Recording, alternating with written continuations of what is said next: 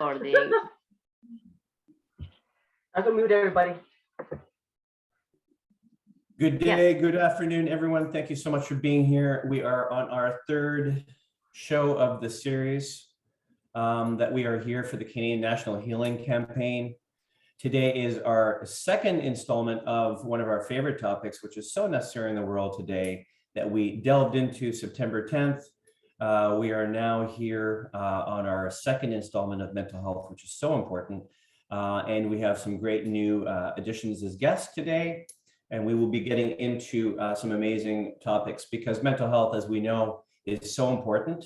As I had spoken with before and onto this subject, is that community is the most important part of moving forward in this new age, new world, whatever you want to call it today. The division between people who seemingly have and have not, are educated or are not, live in certain parts of the country or not, doesn't matter. Medical professionals are now being asked to speak on these subjects, not only in a clinical environment, but now in an educational format, and now in Zoom meetings where the average person who absolutely knows nothing of the subject can be here at any time, any place in the world, with people with experience, people who are mental health subjects, people that are here as practitioners of mental health advocacy and education and support. We all have a special part to play. And that being said, just a couple of housekeeping rules, ladies and gentlemen. If anything happens that you want to speak, please just raise your hand. There is a little button on the bottom of the screen, or physically, if you wish, one of us will pay attention to that. Helen and I will be the moderators today, and I'll be the MC. We have, of course, Dr. Parveen, our educator today. We usually do have Dr. Manon to help us out with the West Coast ideology of her Bowen College education and business and company and education. And we also have Dr. Parveen here with Bioquantum Healing Academy, who is here as our educator here today. We have our campaign chief ambassadors, myself and Helen Boom. And we have our campaign advocates, Catherine Muller. Someday, I'm sure Marshall LaCour will be a part of this, and Alish, of course, and our other attendees, Deborah McKay and Joan Jackson. Thank you both for being here. Thank you all for being here. And let's have ourselves a beautiful show today. Parveen, did you want to say a couple of words before you start with your piece? And then what Helen and I can do is have our little words to say after you present. Yeah. Thank you so much, Lamont. As always, your heartfelt and wonderful introduction. I want to send a special greetings from C.N.H.C, Canadian National Health Campaign team, to all Canadians from coast to coast who would like to hear our different views and perspectives from the domain of natural medicine in order to overcome their health challenges naturally and effectively. So we are here to share all our gathered information to help you and to answer some of your unanswered questions. So as you know, C.H.N.C is a national grassroots non-political health and healing movement from coast to coast in Canada. And it's created for the purpose of raising health and well-being awareness to provide a much needed learning environment for all Canadians. It preserves, protects, and transmits true knowledge, correct information, a philosophy of life principles, universal laws, natural laws, healing ability, and curing concept in the human beings. So that's why we are here, and a lot of unanswered questions from Canadians, especially that the question that has been raised the past 3 years. We are here to answer, and whoever likes to hear our perspective, we are here to share. Thank you so much, Lamont, and everybody. Thank you for the team. We have a wonderful team that are working from their heart and soul to make this movement moves on, and it's happening because of you guys. I couldn't have done it without you. Thank you so much, and I appreciate it. and I appreciated the presence of the others who joined our campaign today. And we're wishing to get bigger and bigger. Thank you so much. You certainly shall. Thank you, Parveen. And now, Helen, would you like to say a couple of words before I give my take on mental health as we know it today? Just only one word. It's just to put in people's mind, because what we've been going through, this whole situation, people being locked down in their homes, being in an environment where they sometimes cannot express themselves because they don't feel safe. Mentally they go into that zone where they overthink, and it's just one word, and that word is mental liberation.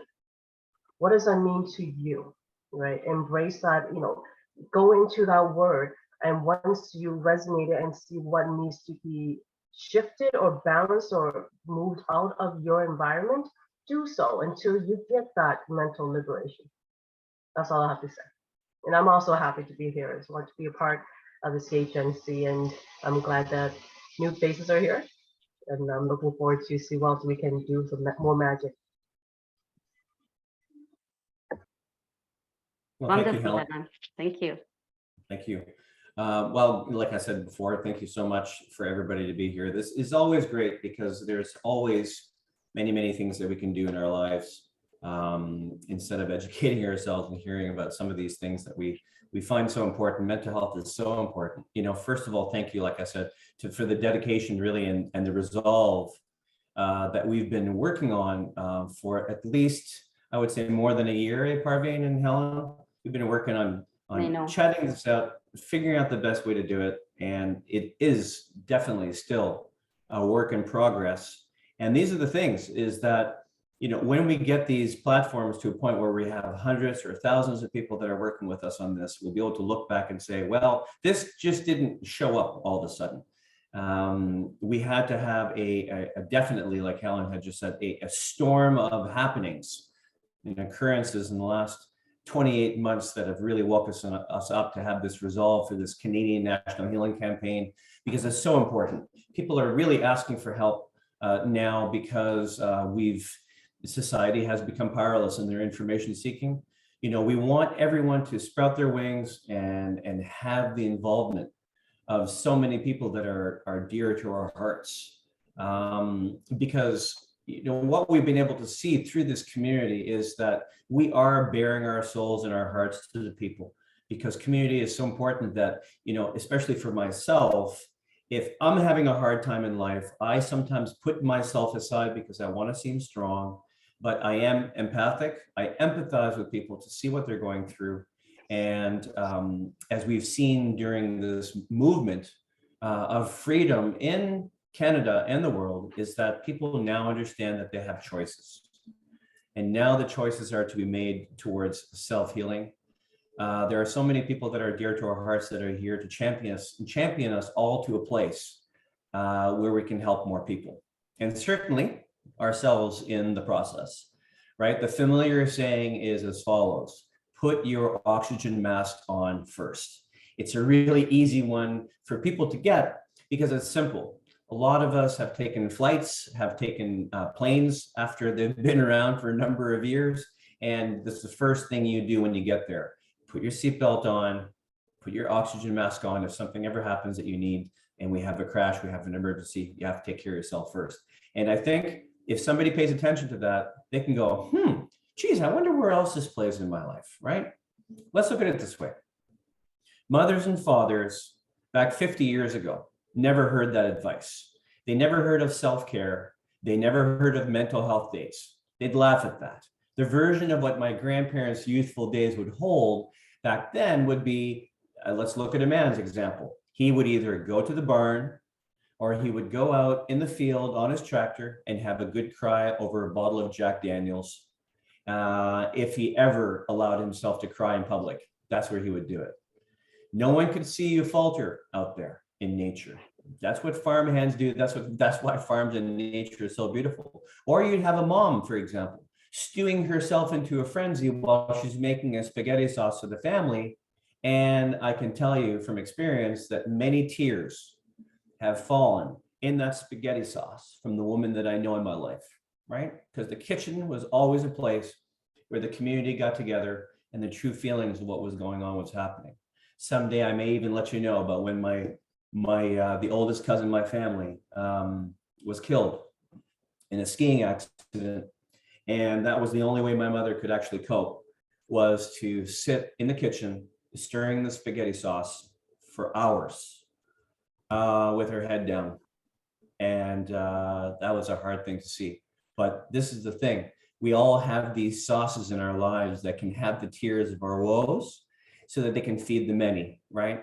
So that with the tears of the mothers, that would be in our food, eaten to make us stronger as a family, where we could face more of a world that was seemingly so cold and seemingly left us behind so many times. We're here today to address the second part of this mental health series. And we initially did the first show, of course, on September 10th. However, the participants and the educators felt that the subject could be explored a little bit more. Dr. Manon, of course, is having family issues right now with the passing of her mother. She didn't have a chance on September 10th to share with us and to include her process around the subject of mental health. So hopefully we can hear from her very soon once she takes care of herself and her family.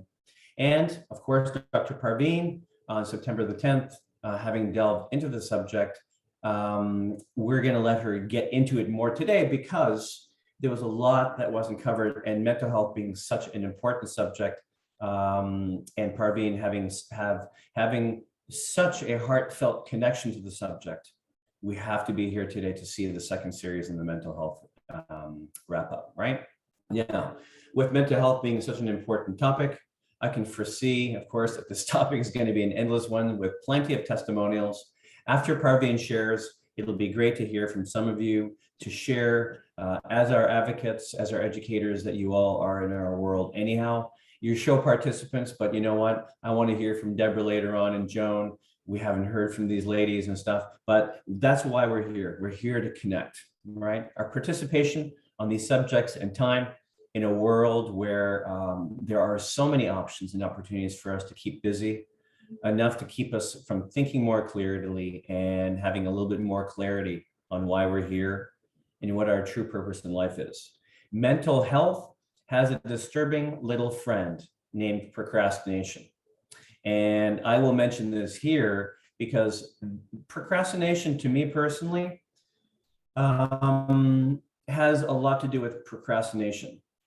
Mental health, in my opinion, is a procrastination in total, because if I'm not in the right place in my mind, I will always find a reason to not take that call, not make that call, not get dressed and go out there and get some sun.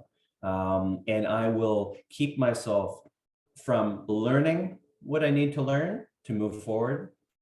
And I will keep myself from creating more information that helps me deal a little bit with what's going on in the world, right?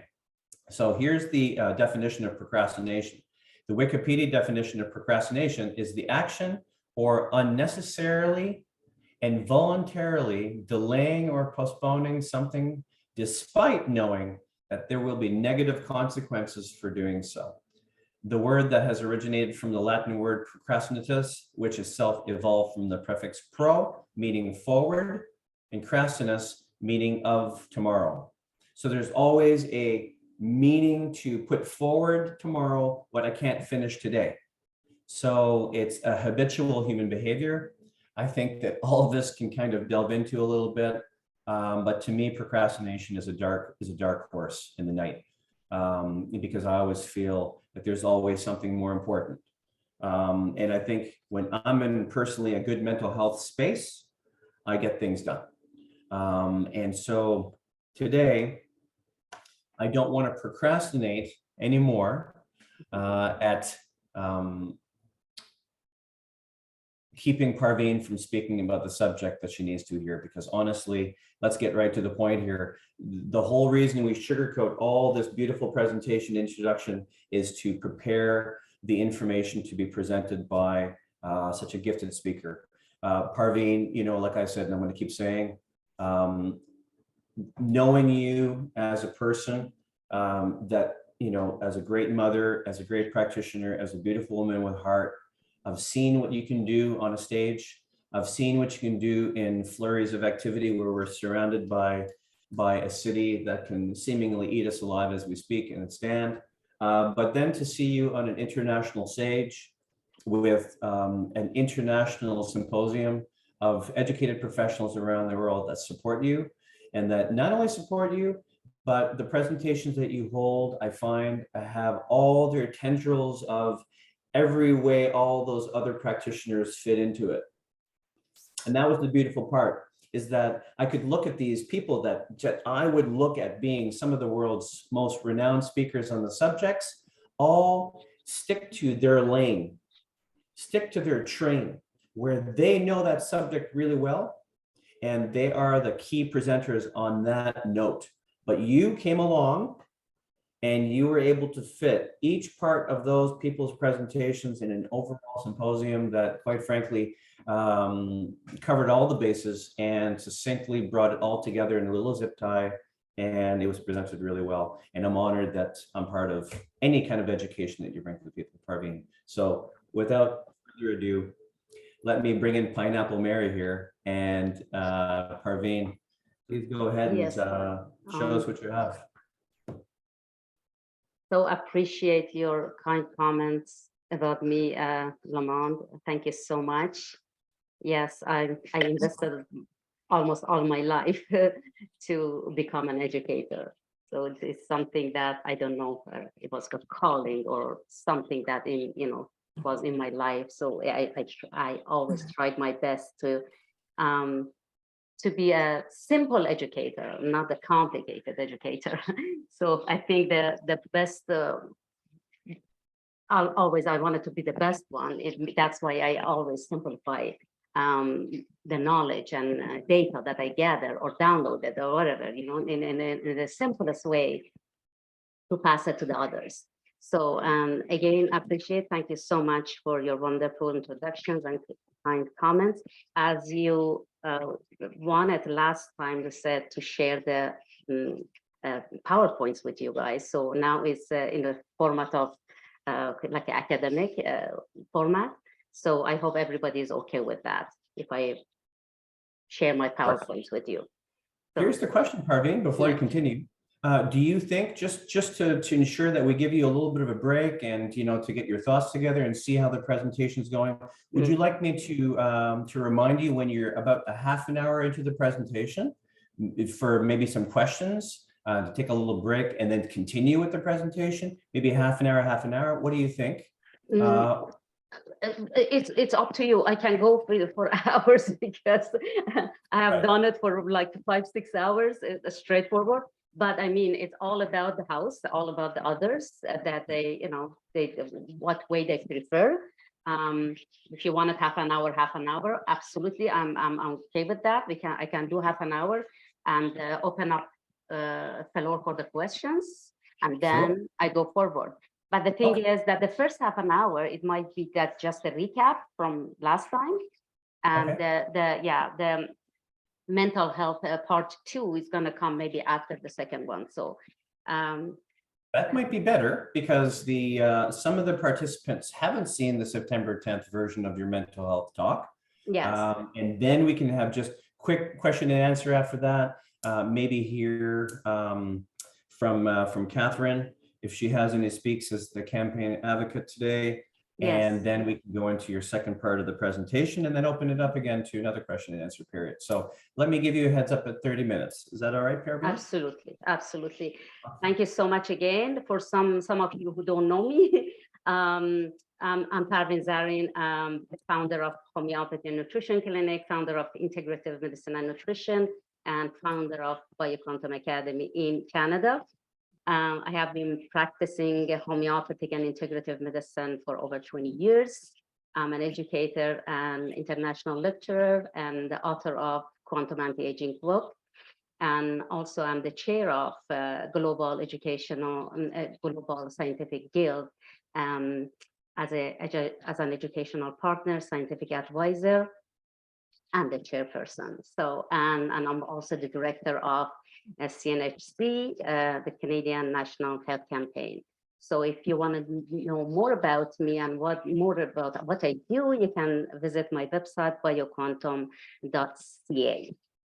So I think I shall begin. As I always say, I think I'm going to skip about some parts, but let me just go over some of my points that I like to share. I always, in my teaching method, in my practice method, I always talk about philosophical, biological, physiological, and pathological aspect of human beings in life. So fundamental understanding about life, how life works as a whole, and how you make life happens to you. It's something that each individual should understand it well, and every single educator should make it the way that it can be understood easily for the others. As I always, everybody knows that life is governed by the universal laws. Life does not just happen like that. It has the laws, it has the principles. We call them universal laws, natural laws, and life principles as a whole. And we know that human beings are an absolute part of life, of nature, without exceptions.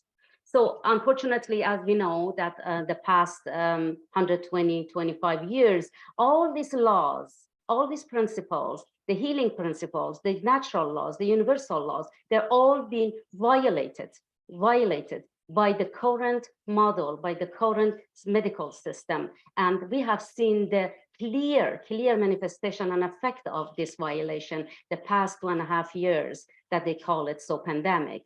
Unfortunately, our medical system is monopolized by the current model, and the other natural system of medicine, such as homeopathy, has been attacked, it's been labeled, it's been violated.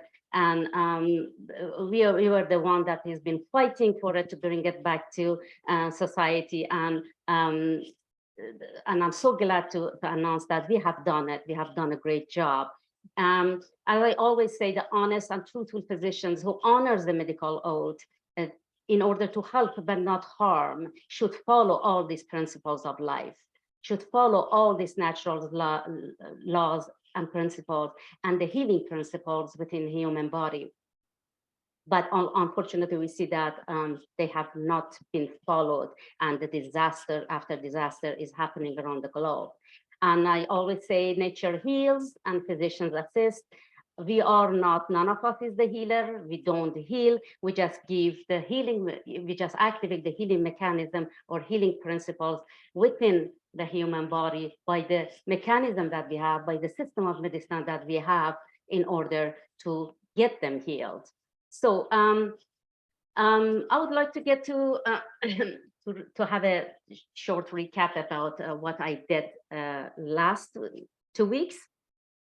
As we know that a lot of different names, terms, I call them red labels, that they have been labeling people by so many awful, brutal labels, such as schizophrenic, bipolars, psychiatric disorders, ADHD, ADD, all this, such as anxieties, depression, panic attack, nervousness, everything, no matter from the benign phase to the malignant phase, they're all caused by one disease, only one disease that I'm going to explain it later.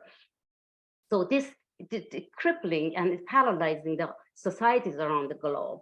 So what has changed in the whole this modern society?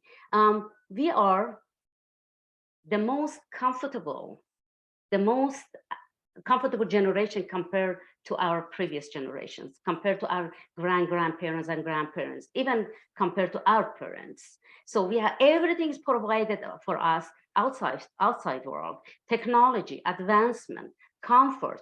We're having the best car to drive, and the roof above our head. But We don't see the sign of health and happiness in our societies, and the society getting sicker and sicker and sicker every decade. When I compare my country, Canada, with 30, 40 years ago, I see that society is much, much more sicker than when I remember. So we see a lot of different, kind of mental derangement or mental alteration, such as manic depression, clinical depression, which I do not use those words. The only reason that I brought them up in my PowerPoint is just that resonates with the society. People know them because the dominant model try to brainwash people by all these red labels, such as manic depression, such as persistent depressive disorders, bipolar, schizophrenia, all these psychiatric names for the mind alterations. Because I always say that we don't have mental disease. There is no such a thing in human being.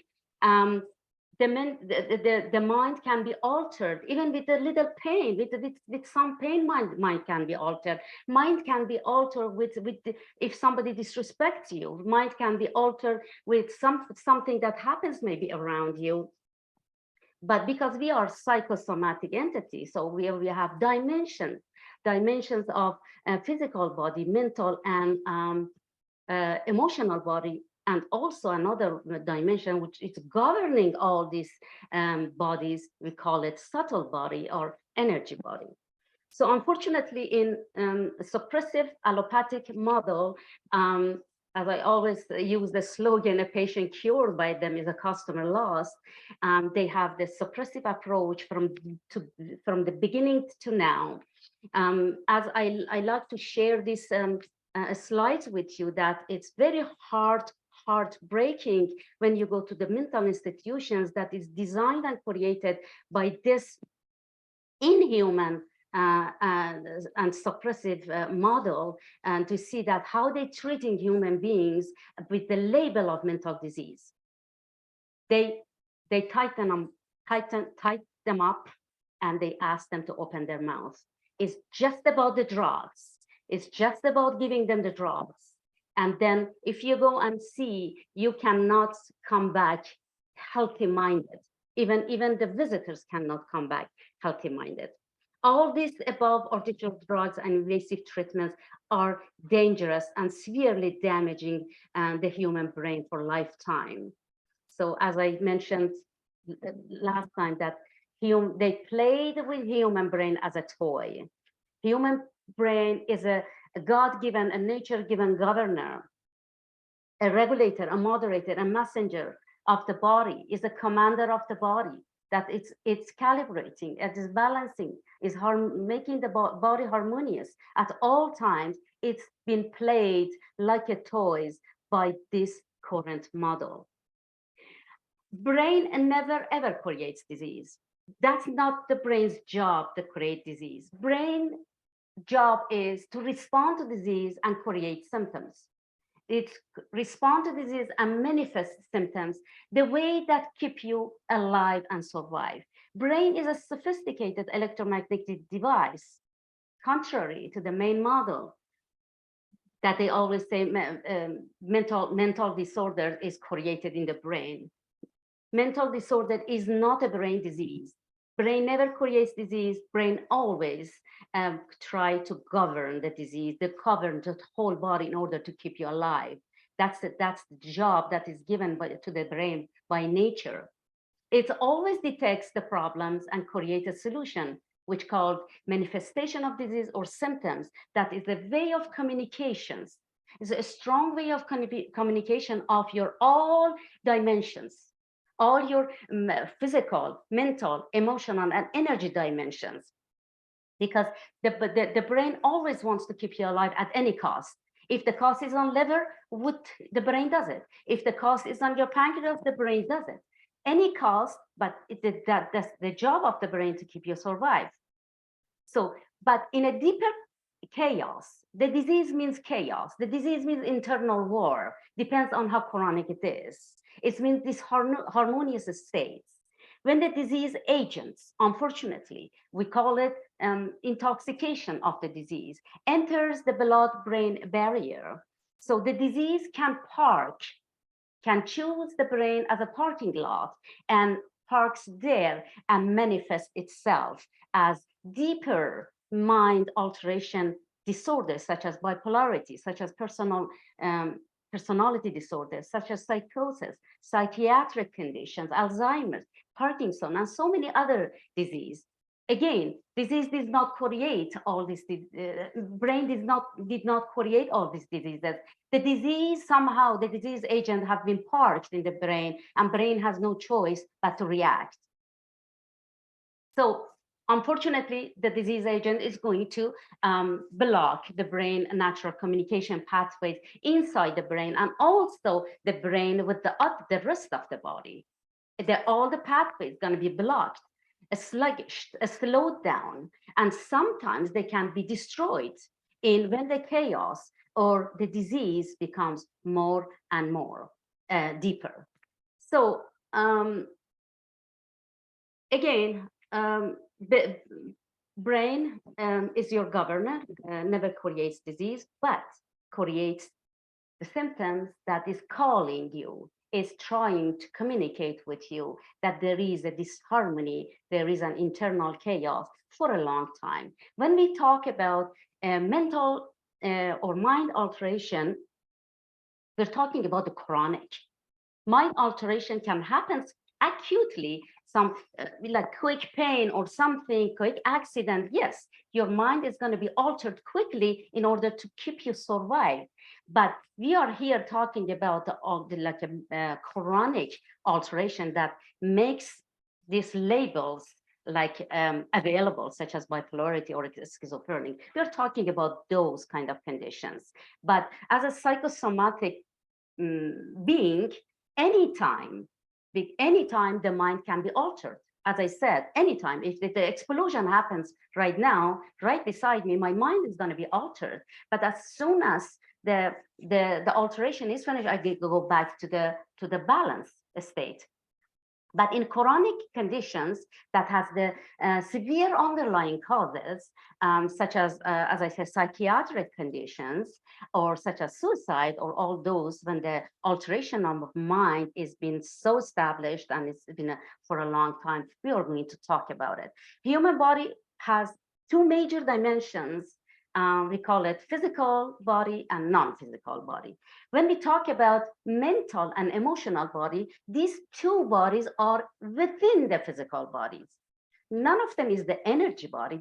Both of them are within the brain, which is the physical body. And there is another one, which is non-physical, which we call it dynamic, we call it energy, we call it subtle body. At any single moment, all these dimensions, they have to come into alignment. The body has to be in tune at all time in order to work harmoniously. These dimensions are working together in collaboration at all time. So if one of them is altered, the other one is affected. But the dynamic of body is always trying to calibrate and to bring these all bodies into alignment. So the alignment of the human body is like a radio frequency that is always need to be tuned to feel good. So in the morning when you get up, as soon as we get up, we try to tune ourselves by having a cup of tea, by doing our prayers, doing a morning walk, doing some exercise, getting sunshine, talking to your loved ones or something. It's a very benign and very quick form of tuning.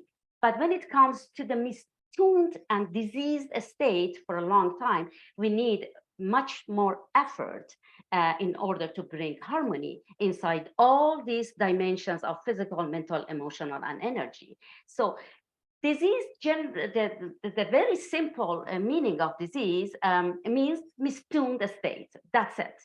When there is disharmony is inside, internally, there is mistuned state. That's why you always feel unwell. Sometimes you don't know what's happening to you. And nothing happens in general in terms of physical, or, you don't have much of physical symptoms, but you don't feel unwell. And this is the time that your body needs a tuning. So, but when you are at ease and you are in a tuned state, you always feel healthy, you always feel happy, no matter what's happening, you always feel that.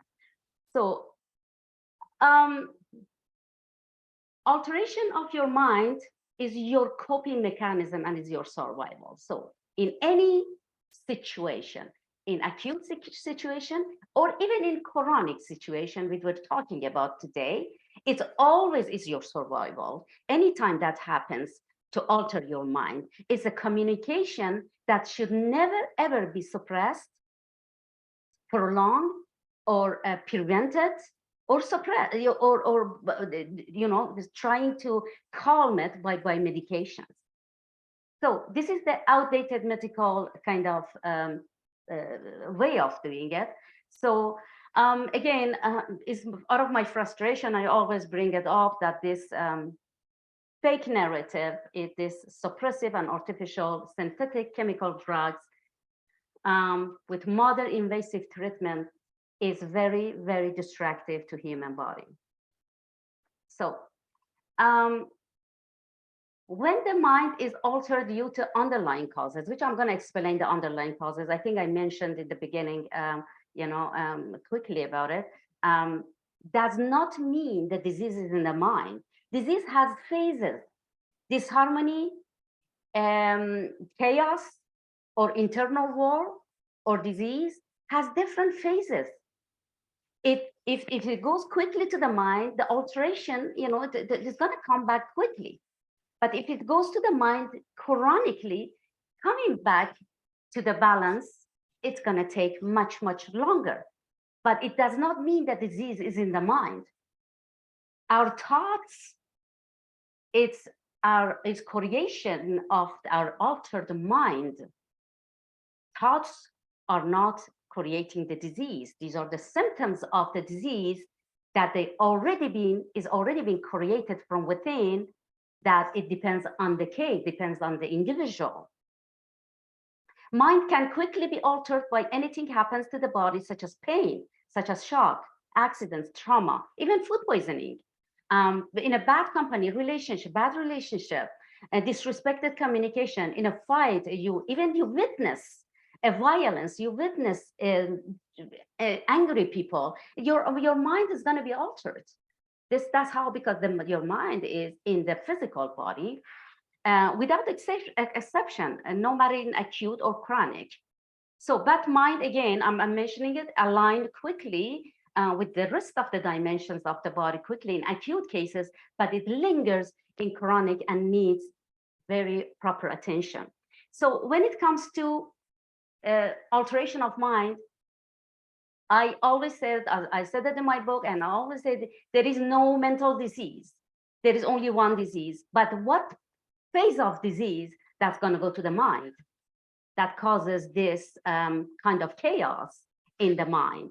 So disease goes from benign phases such as excretion, inflammation, deposition, impregnation, degeneration, and then the differentiation. There is always a way to stop the disease or to rewind the disease.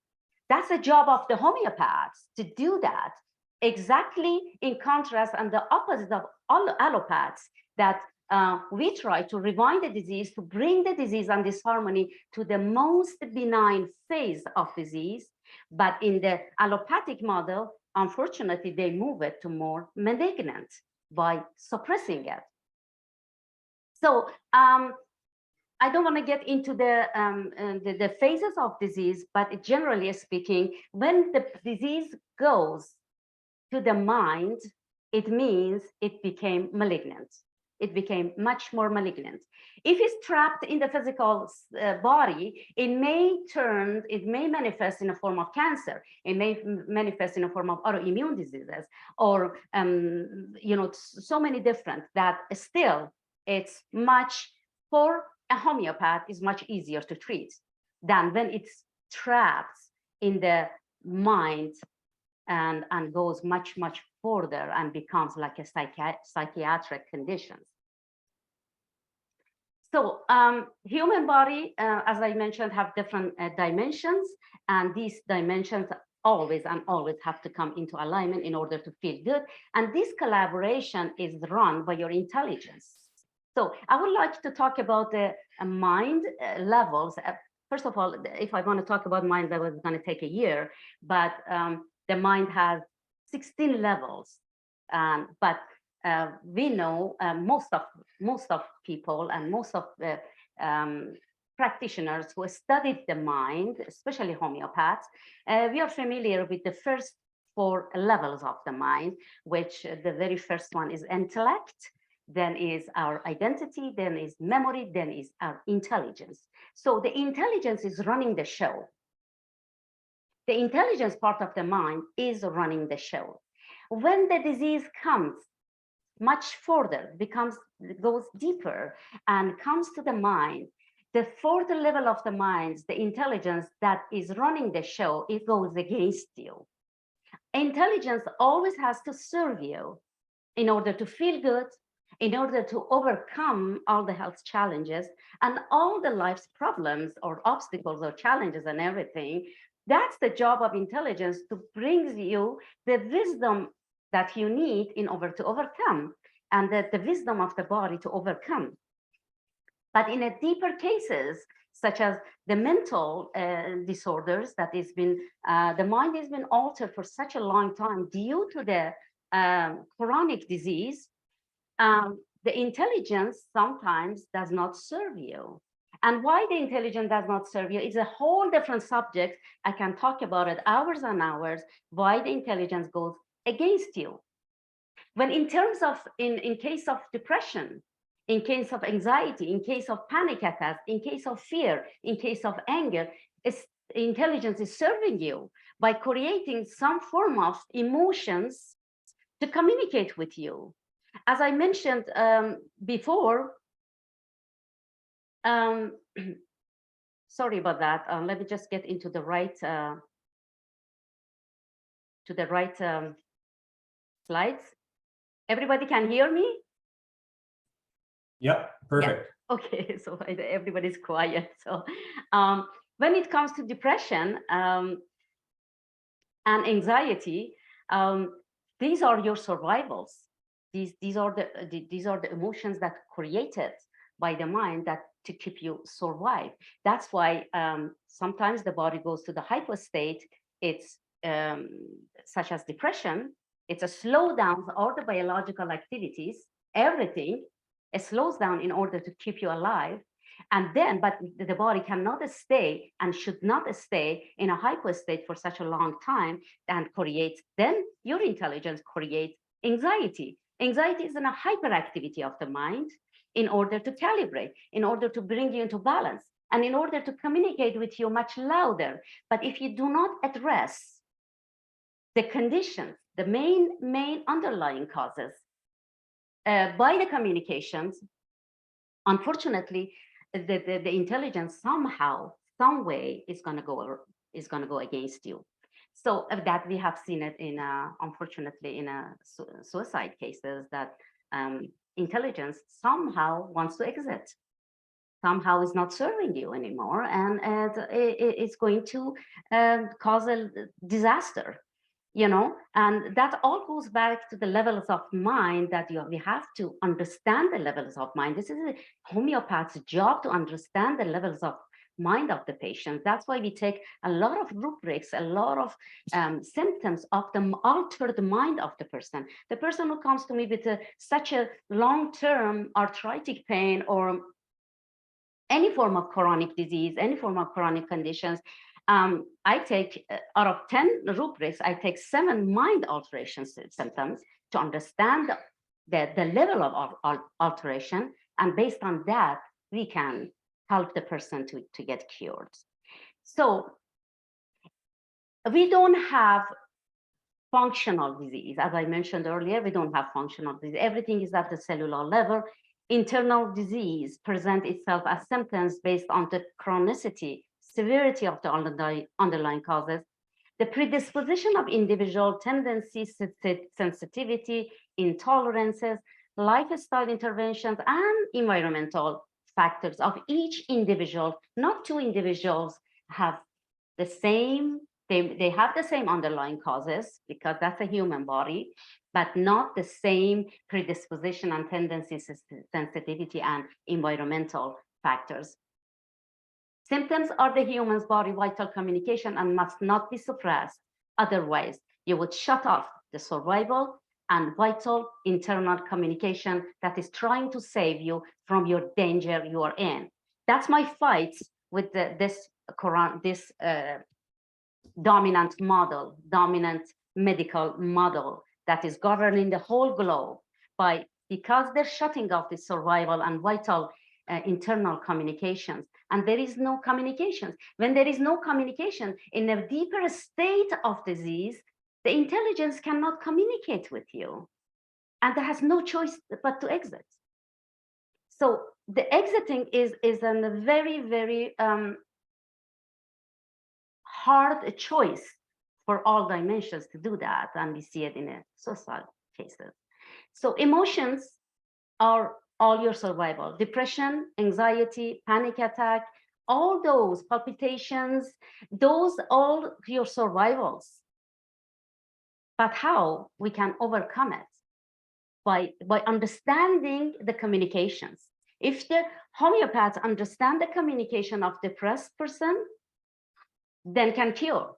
If they understand the anxiety state, they can cure. But if they don't understand the state, they cannot do anything. They cannot help.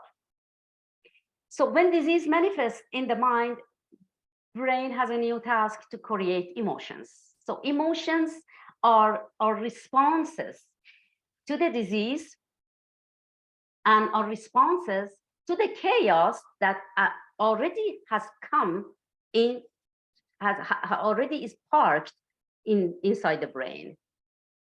So I don't want to get into the details of emotions, but the emotions, if some of you have the science background, you know that we have a very sophisticated system, like a interconnected structure in the brain. We call it limbic system, including hypothalamus, hippocampus, amygdala, and limbic cortex, that playing a crucial role in emotions and behavioral responses.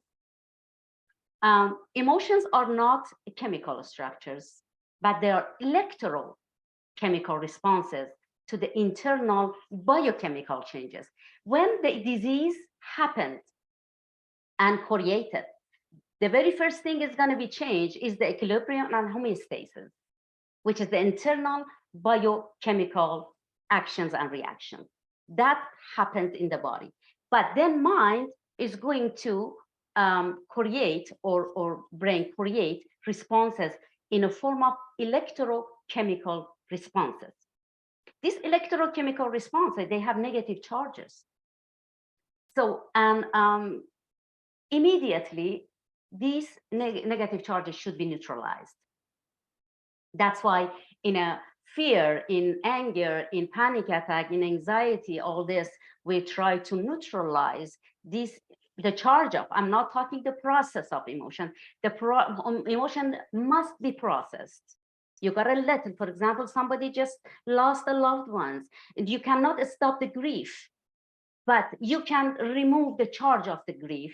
We do it with Ignatia. We do it with Natmur. We do it with orometallicum. We do it with grief remedies to remove the charge of the grief. But the grief as an emotion has to be perceived, has to go through the process, which is the natural, is based on the healing principles and based on the natural laws. There is no way we should stop it. Unfortunately, the other model, they stop this communication and they stop the process of grief or any form of emotions. At any given moment, dozens of chemical messengers or neurotransmitters are active throughout the brain. And these emotions are controlled by the levels of these chemicals in the brain. So by suppressing these emotions, making the person not responding to these changes, and making them inactive, and prevent the emotion process to finish its course, you're literally killing the person. So I have a slide here just for fun to show you that how the changes can happen. We call it map of emotions, how the changes can happen in a human body. For example, in anger, in fear, in happiness, in sadness, in pride, in anxiety, in love. The whole body is changing by emotions. The whole bodies, they show it by color, not necessarily that color happens in the body, but it shows the difference. That's how the body is responding to different emotions, and it's completely different. So when they go to their doctors and they presenting the hypo state of the mind, which is depression, they give them antidepressant. And when they go and they present in hyperactivity of, of the mind, they give them anti-anxiety. These two are the same. These two are the two poles of one phenomena. This is a crime to suppress all this with two different kind of medications, and not that, and don't allow the emotions to process, but you just try to shut it up by different form of medication for different states. Do I still have time, Lamont? Who's Well, thank you. It's Parveen, you've just become your own self-regulating mechanism. I think that's awesome. You must have been feeling my waves. And so, yeah, if it's okay, Parveen, what I would love to do now is introduce, well, first of all, thank you for bringing this up, because I'm telling you, you're right. I don't think there's a lack of education that people can go through. You could bring this kind of stuff up all the time, because the right people are going to pay attention to how this affects their lives every day, and give people hope that it is as simple as that. It's a lot simpler than what the allopathic model is leading us to believe. So what I was going to say, Parveen, is this: if you want to take a bit of a break for a second here, what I'm going to do is I'm going to invite Catherine Muller as our campaign advocate to say, because she's bursting at the seams to have a word to say at this brilliant material. We love to hear from her. We love to hear from her. And then once Catherine is done, then we can open up a question and answer and a little bit of a break to give your brain a relax, Parveen, because we have to leave. What is it? Asymptomatic state or a symptomatic state? Sympathetic state. Taking a break, basically. I don't even know. It's a sympathetic and parasympathetic. So we have to come into parasympathetic in order to rest a little bit, then go to sympathetic state. Nice. But Okay. I know how to calibrate. Don't worry about me. I know sympathetic and parasympathetic. I know what even during my talk, I kind of resetting myself. Don't worry about it. Nice. I appreciate you being sympathetic to me, Parveen. Let's bring the floor to Catherine Muller here. Everybody, please welcome this wonderful lady. Hello, everybody. Welcome. Thank you so much, and thank you so much, Lamont, for the introduction. And Dr. Parveen, I have to say I love listening and hearing you speak and share all your wisdom and knowledge. Through what you were sharing there, all I kept saying or thinking to myself was yes. And a part of the reason why is it really brought me back to my healing journey and how it all began. And as you said, the disease, it starts at the cellular level, and over time it's compounded over time. And so when my late husband passed, and I was going through so many things physically, mentally, emotionally, forget the energetic part. I had no awareness of what that was even at that time. However, after I spoke with my family doctor and my therapist, and their immediate solutions were to put me on antidepressants and sleeping pills, I already intuitively knew that that was not the way. And so what I had actually started was, what lifestyle changes am I going to start making to get better, to feel better. And a big part of that was, looking at what was I not doing physically. Okay, one was eating, but I still didn't have a full comprehension of how foods were affecting me physically. But what I did know was, okay, well, I haven't been going out for walks. I haven't been going out in nature. Why don't I start there first? I know that this is what is activated within my body. So let's start with that. And what I would do is I would actually put myself on a schedule that after a 2-week turnaround, I would then assess how I was doing, how was I feeling, what were my energy levels like.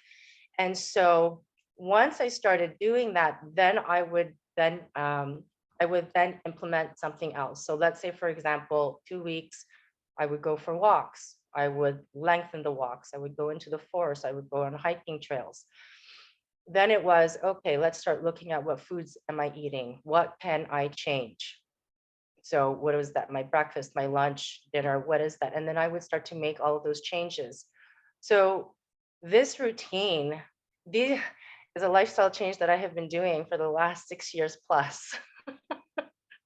And that really, as I will say, has been to undo and reprogram or rewire all that I had been doing for the last, okay, I'm going to date myself in my age, the 40 plus years. So I knew that it wasn't something that was going to happen in a week, in a month, maybe not even a year. I did know that within a year of consistently doing these practices and having these tools would help me. And I started to see that. I then started coinciding or aligning them with the cycles of the moon, of the new moon, and then the full moon. When I started doing that, whoa, things really started to change on so many levels for myself. I can't even explain it because it's stuff that you just can't make up. However, what that had me see was what is possible beyond what we know here in the physical realm, what we see, when we begin to open ourselves to the unseen, the non-physical, the energetic parts of our being, of our bodies. When we begin to open ourselves up to that, wow, it's a whole other way of living and being. And so, I felt called to share all of this because I know for those who are here today and for those who watch the video, watch the recording later on, it is to just have people see that, to have more compassion and grace towards oneself, to not be so hard on ourselves when things don't go right, or we have those moments of procrastination, which I do still have, as human beings, we go through all those emotions. But what I've noticed now is that when those emotions come up, anger has definitely one that has been coming up more often this year than it's ever had in a while. What I used to do was look at it like, oh my God, what's going on with me? Rather now it's, oh, okay, that's coming up. What's there for me to check and see? And so it's not a bad thing when these emotions come. It is something to take a look at, especially with a lot of the newness and changing environments and just everything changing so fast right now. I'm a really great example of, when you take this knowledge in homeopathy and naturopathy, there are ways that we can heal ourselves. We have that ability. And unfortunately, I've been born into a society where a lot of that stuff was not talked about. It was go to the doctor. My mom to this day will still tell me, go to the doctor and get medication if you're not feeling this way. And, even knowing the work that I do, she will still tell me to go. That's okay. I still let her know lovingly, Mom, I'm going to do this first. However, if not, sure, I'll take that. But it never gets that far. It never gets that far. So, I really do want to share with everyone that, in a holistic health, there are so many different modalities. And, with a lot of what Parveen is sharing today, to look at the physical, the mental, emotional, and the energetic parts of our being, a holistic view of how to activate our vessels, remembering of what it can do and has always been able to do. It's really quite the experience. And again, it does take a commitment. It took the loss of someone who was very dear to me in my life for a very long time. And so for me to see, hey, wait a second, something is not working. And so I made a commitment to myself, to my health, in every aspect. And I still continue that today. I will not allow anything to get in the way of those routines because I see the difference of what happens when I fall out of the routine. All of a sudden, it's like my brain I'm not thinking clearly. I'm not receiving information. To tune in becomes more challenging. So I really, really hope that in what I've shared, it really has people, it's to plant the seed. I'm not saying, go out right now, but just begin making the changes. I mean, we are so worth it, right? We are here to share our light, to share our love, to share our gifts and our talents, our wisdom and our knowledge. And we can only do that if we have our health and our bodies are well. So thank you. That's what I wanted to share. Wonderful. Well, I can't say that I didn't expect you to share that, Catherine. Awesome. I've known you long enough to know that I feel you, right?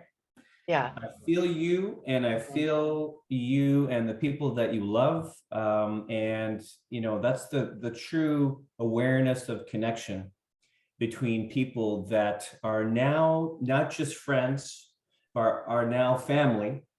Because as you said, my mom still says to me,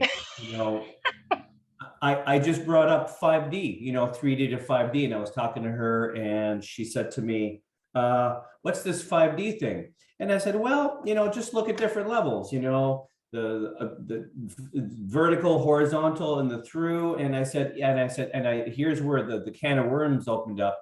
I said, oh, such as, Donald Trump, he plays a version of 5G chess. And without any investigation, she said, that's not true. And I went, how can you say it's a chess game? It's a chess game. It wasn't about my past, what my dad did. It was just, nope, I don't believe it. And I said, you know what? You should do some investigation before you say. She goes, I'm going to go check that out. And I said, please do, because I want to learn how to play 5D chess. So I turned it around and I said, hey, when's the last time we played chess, you and I? She goes, geez, it's been so long. I said, tell you what, next time I come visit you, why don't you find out all you can do about 5D chess, and we'll try to learn together so I can, hopefully kick your ass. And so that's the whole point, is choices.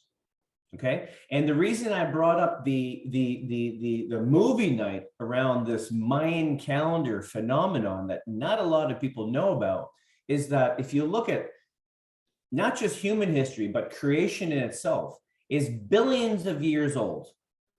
And when I look at this video that I will show you guys someday, is that it took billions of years for action and reaction, stimuli to bacteria based on sunshine coming down and creating these energetic coercions together to create who we are today. It took billions of years just to get an organism to recognize the chemical changes in itself to create 2 cells, then dividing into more and more and more. So in this video, this is what they explained it.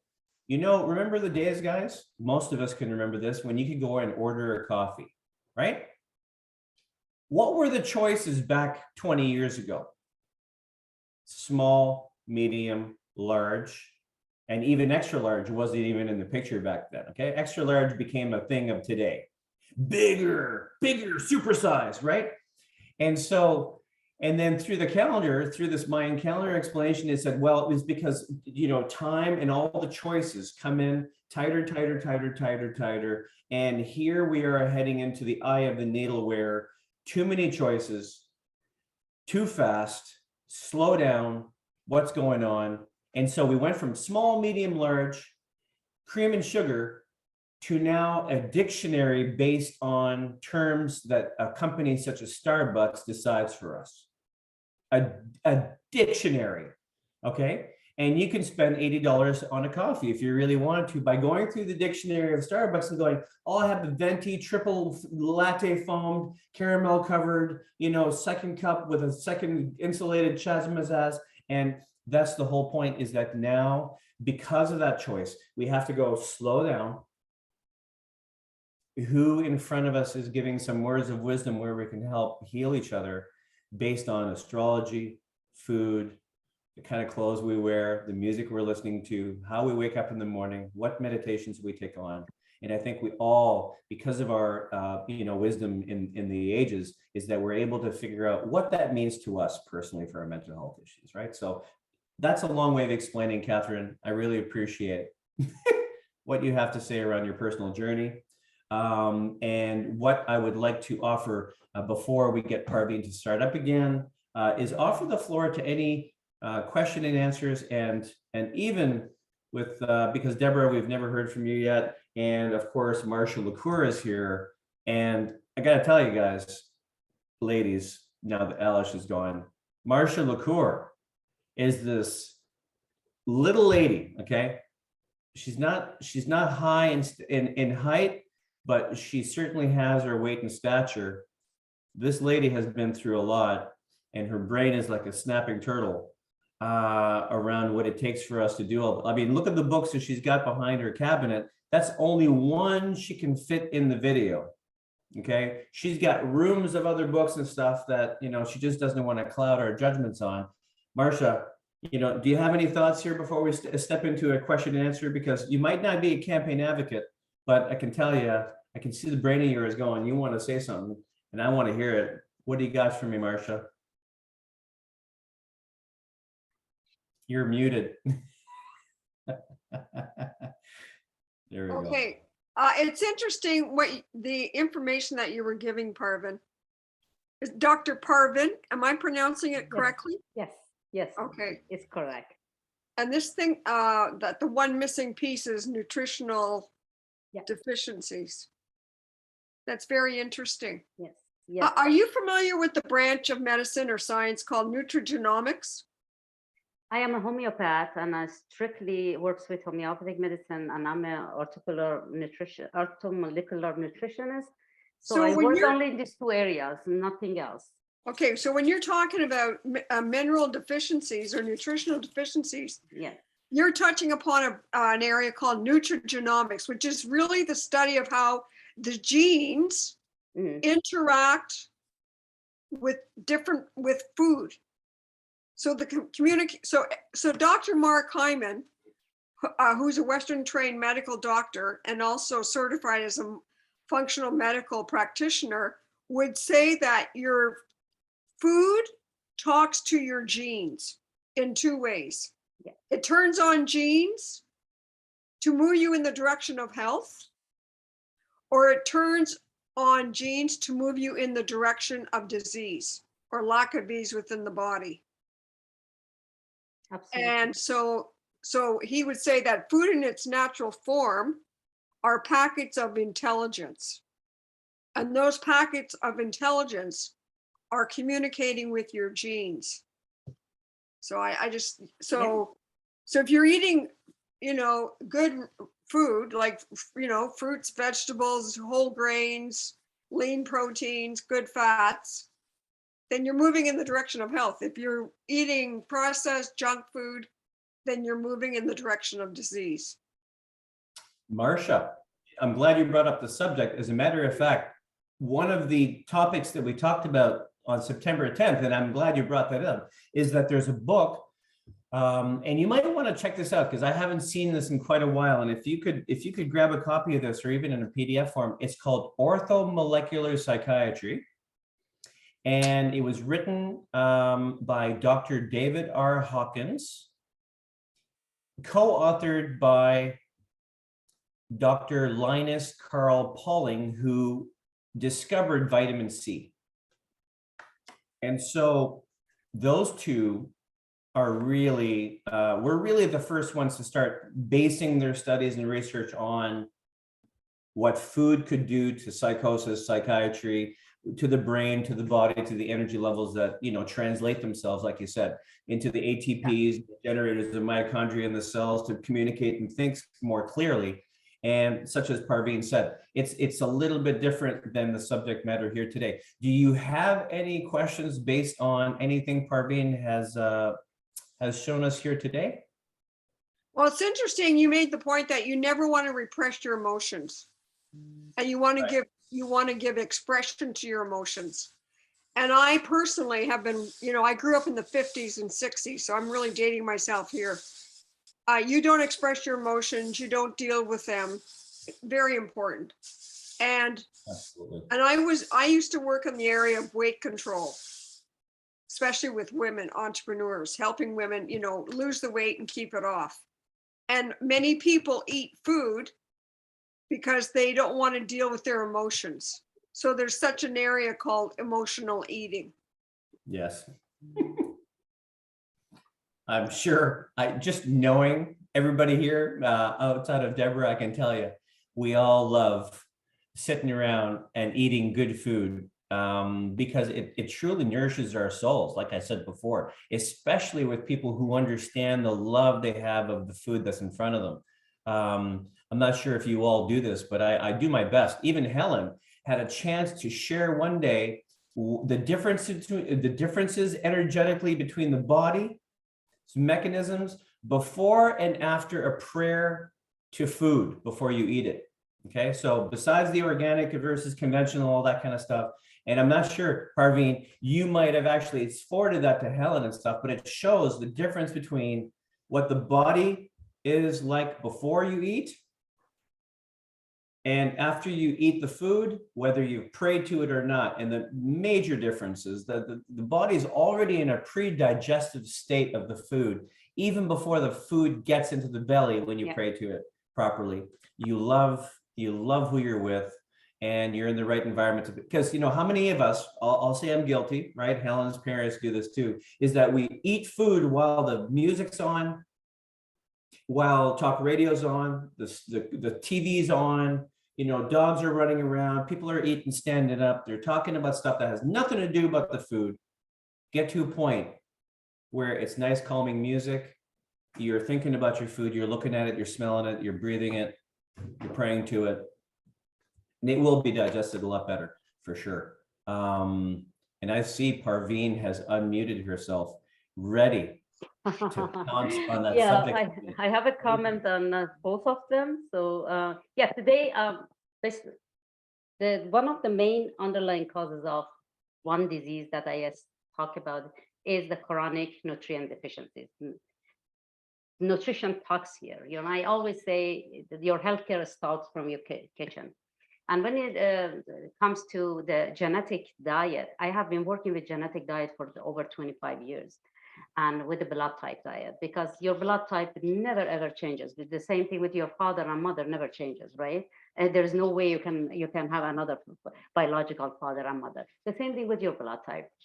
That's why I always design a genetic diet for my patients. And to that comment that, you know, you're just having legumes or, you know, plants or whatever, it's healthy for everybody. Not necessarily. There are things that is healthy for me and is not healthy for you, because everything has to be taken into considerations. One is the genetic, which you can determine it by your blood type, and then your sensitivity, your tolerances, your culture, so many things playing here in order to food would serve you, because the whole body, the earth body, which is 12% of our body, is just food. We call it food body, right? So the whole problems that we are talking today, it's started from that. 75% is water. The water has to be treated well in order to put it inside your body. The food has to be treated well. It has to be made well in order to put it in your system. It has to be right for you. Somebody is smoking. Oh, it's incense. Oh, that's great. Yeah. So, I mean, I can talk about nutrition. Actually, I was going to propose it for next time to talk about it, because 92% of all the chronic conditions are caused by mineral deficiencies. As I spoke last time, the structures of the body is inorganic materials, which are minerals. We have 12 minerals that we have them in homeopathic biochemical tissue salts. These are the structures of all the earth body. So when the body is burned into ashes, only those 12 minerals left. So the deficiency starts from that 12 minerals. And 92% of the disease caused by deficiency of that 12 minerals. So it's very, very crucial to understand who needs what what kind of minerals. And I can talk about it hours that, the minerals have playing a crucial roles, but they rub off each other as well. You have to understand that. So I have a comment on Catherine's situation. Catherine, I'm so sorry that I hearing your loss. Grief, should never be suppressed. It always have to be processed, as I mentioned. Grief in a philosophical, explanation is the same as love, but the love that you cannot apply it. When you have the loved ones around you, you can apply your love by hugging them, by kissing them, by feeding them, by buying them, by give them a lot of attention. But when that loved ones, like your husband, does not exist in the physical existence, you cannot apply those things to give. And it turns to grief. Love and grief, they are two extreme poles of one phenomenon. They are one emotions. One can be applied, we call it love. One cannot be applied, we call it grief. None of them should be prevented, and none of them should be stopped or suppressed. So, but the difference is the love, because it has a different charge, it will serve you. Grief has a different charge, is not serving you. The charge has to be neutralized only, not the process of grief. You can grieve for as long as your whole being needs. Never try, that's my suggestion, never try to do things to stop your grief. To do things to tune yourself with the grief. To do things yourself to come into alignment and peace with the grief. The grief is a phenomenon that it happens, right? It happens. Don't ever stop it by distracting yourself with this and that, with this and that. Take the charge of it, because that grief can make you deficient for your life. If you don't take the charge off, it's going to rob you of all the minerals, because the charge of the grief is going to bond with the positive charge of the minerals, and is going to deficient you for life. So these are the things that we have to understand. That's why I always talk in my teaching, in my practice, philosophical aspect of any conditions, the physical, and the pathological aspect. We cannot focus only on pathological aspects. A lot of different areas have to be addressed, That's the work of the homeopath. That's very delicate, that homeopath does it with grief. You have amazing remedies. We have another homeopath in the house, Helen. We know that, that, like, for example, acute grief, we give them, for example, Ignatia immediately. So the immediate charge, the neutralization of the charge, but the grief goes on until it's processed well then it's going to leave you, and you peacefully live with the memory of that. So that's how the natural laws and healing principle is. If you want to really follow your healing principles that is endowed in you by nature, you got to follow the healing principles. Never ever stop it. Your mother said, go and take some medication. It means stop the grief. Suppress the grief. You know what I mean? No, you go to a homeopath, you go to a homeopath charge. You can grieve for 10 years, 20 years, Yes. but the grief is still there, the charge is still there. It's gonna be like a flashlight. That is dangerous too. Anytime of that you think you should get help, go to a homeopath and neutralize it. If it's more chronic, we have something such as natrum muriaticum. I had suicidal cases. I'm going to discuss it with you guys. So I just did it with, homeopathic remedies. And we have the best system in our hands. And we are so privileged. Actually, we have the good ones in Canada as well. And just to help yourself in this way. Thank you. Thank you. Amazing. Absolutely amazing. And I'm glad Marcia's back for this one here, because this is something that I just wanted to mention to this group because we're close and it's important. That something happened here that wasn't expected. When I brought up my story about my cousin, Helen and some other of her higher guides explained to her that my cousin's spirit came to our presentation at this time for help to heal, because I wasn't aware that he didn't realize that he was gone. Okay, so he has been stuck on the earth plane for 32 years because he didn't understand that he had passed away. He passed away suddenly on a ski hill because he hit a tree, and his father found him at 18 years old, passed away from a broken neck. And that would make complete sense that he didn't prepare himself to die. Nobody understood this was going to happen. And so it might be completely plausible that his spirit is still at the base of that mountain, wondering what just happened and where everybody went and why there's no snow on the ground. So because of the work that we did here today, that will help my family move ahead.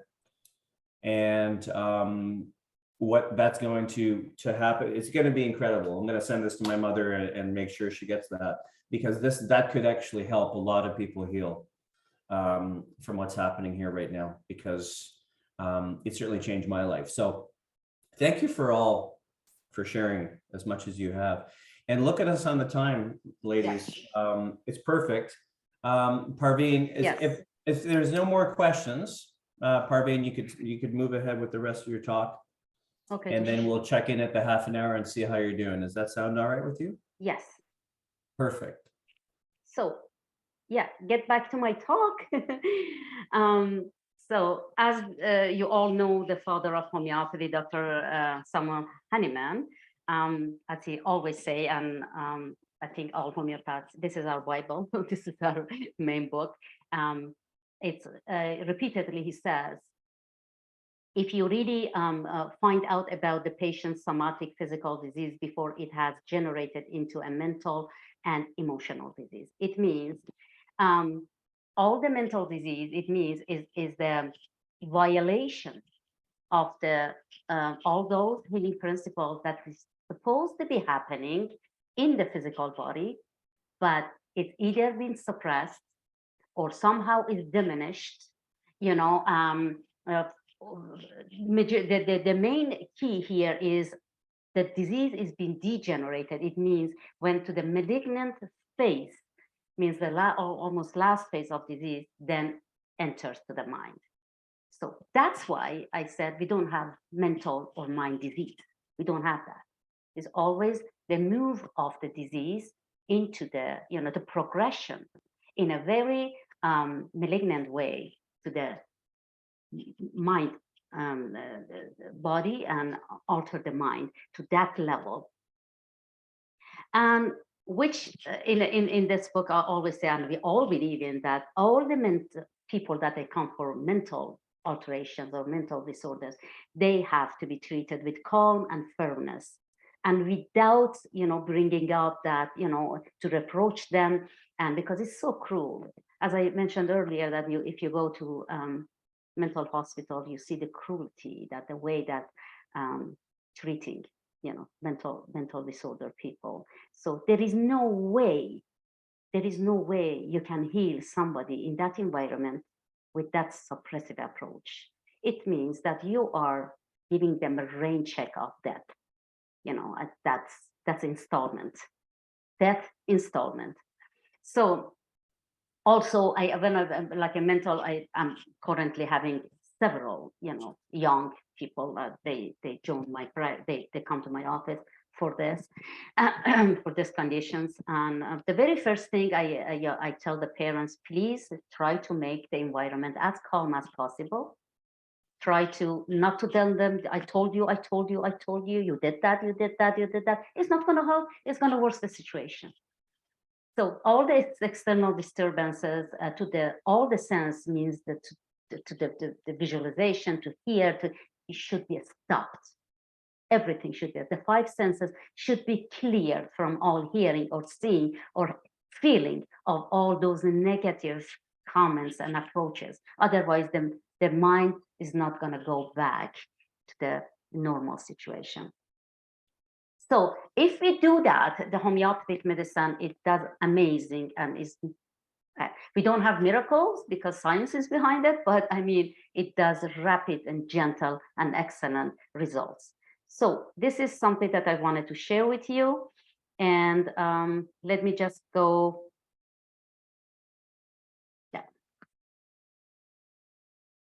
To the next one. Okay, I think I explained some of those already. Let me go to the suicide, if you guys agree with to talk about suicide, right? So as I mentioned earlier, the charge of the emotions must be neutralized, not to interfere with the body electromagnetic field. We know human body is an electromagnetic device. It could be our heart, our brain, our solar plexus, everything at the gate of the cells. All of them work with electromagnetics. And these electromagnetics are created because of the minerals. So, and when there is a interference with our electromagnetic field in terms of bringing the electromagnetic lower, it causes depression. If it's bring it higher, the interference it causes a higher frequency, it causes anxiety. It's all the changes in our electromagnetic that we live on, that we live by. So at this point, that's why we say homeopathic medicine that can bring harmony to this electromagnetic field. I would like to talk, before I get to my cases, talk about the 4 levels of mind that I already mentioned. Mind has 16 levels. If you want to study the 16 levels, it's going to take years to go through it. But the 4 main level of mind that everybody should understand, these 4 levels, and what is all about, the intellect, which all the data, all the information and everything that we get from outside, from the books you read, these are all intellects. And then your name, your parents, your family, your culture, your bring up, the way that you've been treated, your personality and everything. It gives you a form of identity. That's the form of identity that is based on all those intellects that you gather through your lives, and you navigate your life based on all those, but these are all coming from outside. You did not choose your name, you did not choose your parents. I mean, in a term of a spiritual, yes, but I generally in the physical, existence I'm talking. So a lot of things becomes like part of your intellect. but the intellect is not running the show. And another level of mind is the intelligence, which is the fourth level of mind, is completely running all the dimensions of your body. That's we call it wisdom. That's the difference between a wise person and a stupid person. That's in a very simple form. Who is wise, who is stupid. So it all goes back to the fourth level of mind that is running the whole dimensions. So emotions generally are naturally created according to the laws of nature, healing principle, and concept of human body's cure to protect you in response to dangerous situations, whether it's caused by internal disharmony, which is the disease, or external aggressions.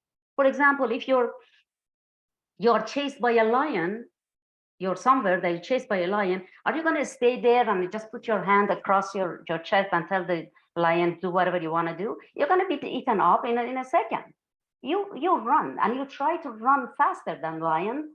That's how the natural mechanism is coming to you and to ask you to run. And all the biological activities is going to come to your favor to produce a lot of adrenaline, a lot of cortisol, bring you to the state of fight and flight, a state responding to the way that is very aggressive, because there is an aggressive situation is going to take your life.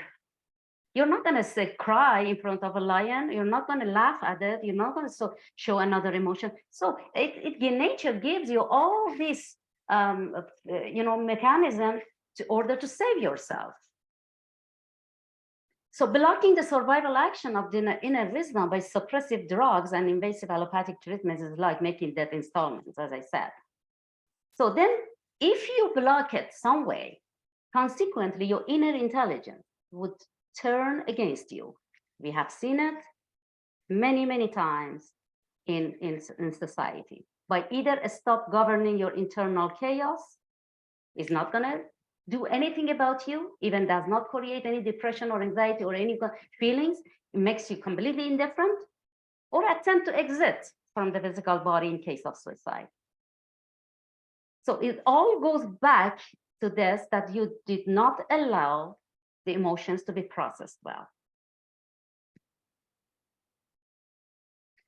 So again, one disease and different manifestations, and all this are the same phenomena: hyperactivity, hyperactivity. For example, when somebody gain weight and somebody loses weight in the same body, it's the same phenomena, but to different degrees. There is no such a thing in homeopathic domain or natural domain that we have weight gain medications, weight loss medications. We don't have that. We just have to bring the body into harmony to have a harmonious weight. The same thing with somebody sleeps too much or does not sleep at all. In the same body, it's the same phenomena. Or people that they are always fatigued, or today they are completely fatigued, tomorrow they are hyperactive. In the same body, again, the same phenomena. So there is no chemistry or blood test that can diagnose any form of emotions, because none of them is a disease. There are symptoms of disease, and symptoms cannot be measured by chemistry. So the science of current medical system, unfortunately, cannot help. So I leave this for maybe another time, that I always compare human body to a country, that we have a head government. I'm talking about the government that is in favor of the rest of the country, and the same thing with the brain, that is a commander of the body. And when there is a problem, such as severe recession in a country, the whole system going to collapse. The same thing in the body. When there is a severe chronic recession in nutrients, especially minerals, it's going to affect the whole body, and everything is going to collapse. So in like in the beginning of deficiencies, or recession in the body, all the organs, because they know each other and they work in collaborations and they respect each other, they try to kind of borrow things from each other. Liver is going to borrow from pancreas, pancreas is going to borrow from stomach. That's how things, they borrow nutrients from each other. But when it becomes deeper chaos, deeper disease, they're going to attack each other. Actually, they steal and rob off each other. So that's a time that is a very, very chaotic. So in a form of suicide, it's all this chaotic situation exists. It's the intelligence, because of the super chaos inside the body, it becomes like all the organs and tissue that try to rub off each other because of deficiency, because of the body, all the cells are swimming in the toxications, and there is no energy flow, adequate energy flow at the gate of cells to get into the cells and do the jobs in order to produce energy. And all this is a chaotic situation. So suicide occurs when the highest level of mind, the intelligence, gives up to govern the internal chaos due to the persisting violation of natural laws and healing principles by the method of suppression. I blame and blame and blame suicide anywhere. I blame the suppressive method. From the embryonic time, childhood, even during the mother's lactations, infancy, puberty, adolescence, I blame the system, the method of the suppression, that the mother before the child was born, even before conceiving, the mother has gone through the method of suppression. That doesn't go anywhere. It's going to be passed. It's going to be passed to the embryo, to the infant, to the baby, it's going to go on and on. Suicide is not a disease. It's a manifestation of the malignant phase of the disease, and is an action due to absence of inner wisdom. So this is the time that there is no government. There is no governor anymore. This doesn't govern. And the persisting chaos, it becomes more and more, to the point that it's a chaotic body, chaotic mind, and that's what happened. So chronic internal misalignment, disharmony, and imbalances causes persistent unpleasant symptoms and thought process at all levels of physical and mental that can terribly be degenerating and debilitating. So the answer to one of the questions in the beginning of the talk, that all the diseases comes from the thought, no, that the disharmonious thought are created because of the disease, because of the chaos that is already exists. So natural, the moment that we are born, there is a moment we are going to die. So we are not immortal. We are mortal entity. But the natural death occurs according to the natural laws. But suicide occurs by violation of these natural laws due to the method of suppression.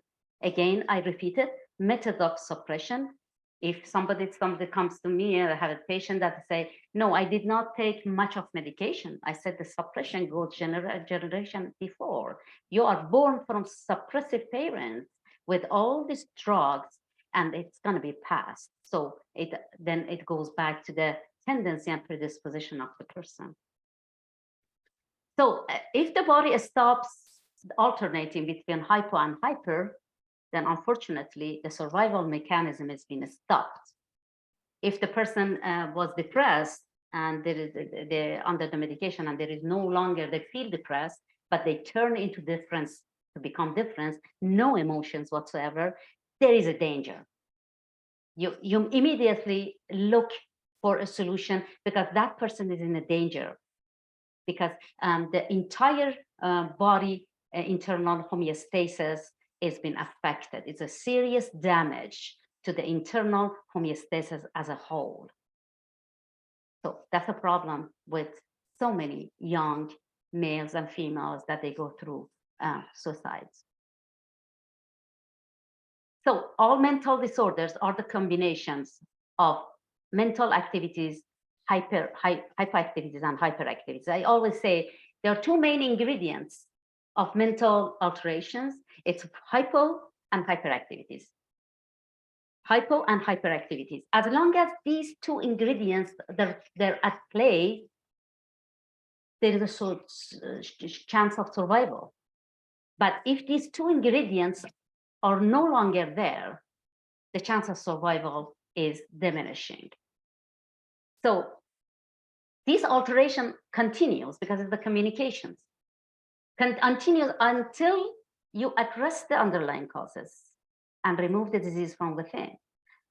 I treated a suicide case beautifully,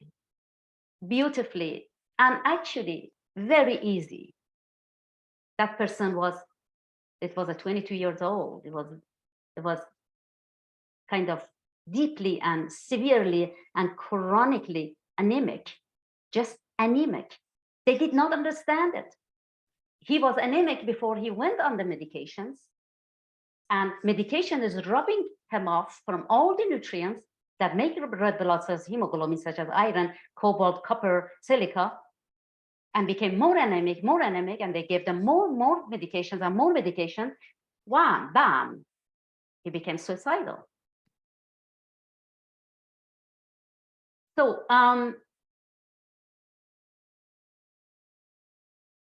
let me just get into the, yeah, this is about the suicide, as I said, is a time that the fourth level of mind, the intelligence, is no longer governing the system. And because of the very chronic situation that is exceeding from the intelligence power, and is just trying to exit. And how it's exiting? Somehow. So unfortunately, this is happening frequently now because of all this suppressive method that is happening the past 120 years in this modern societies. I never heard anybody through my parents' generation, my grandparents' generation, anybody committed suicide. I did not hear. And I didn't hear any of them were on suppressive medications such as Prozac, like Celexa or antidepressant or all this. And maybe rarely, you know, my mother or my grandmother have witnessed somebody, but the percentage talks. Look at this. Look at the situation that we are in is unbelievable. If we don't do anything about it now, all the next generation are at huge risk. And we are liable for them. That's the reason we are here, because we are liable for our next generation. We have to do something, no matter how small. This is a small thing we do, but we do it. So as I mentioned in my book, and that the underlying causes of disease is a trinity of the underlying causes: chronic cellular deficiencies, chronic cellular intoxication, and chronic cellular inadequate energy flow. If we address this, if we just address this, it's not going to take long. The person that was suicidal, and he committed suicide few times, he was beautifully cured by addressing all these cellular deficiencies, cellular intoxication. And it's a very challenging job. It's a challenging work to do. It's a teamwork. And it needs a lot of things that should be changed, not just only these, you know, three underlying causes. If I shower somebody by nutrients, but it's super toxicated, it's not going to do anything. So we have to bring all this back to normal in order to address the main conditions. So unfortunately, as you know, the modern living is we are swimming in toxins and super deficiencies.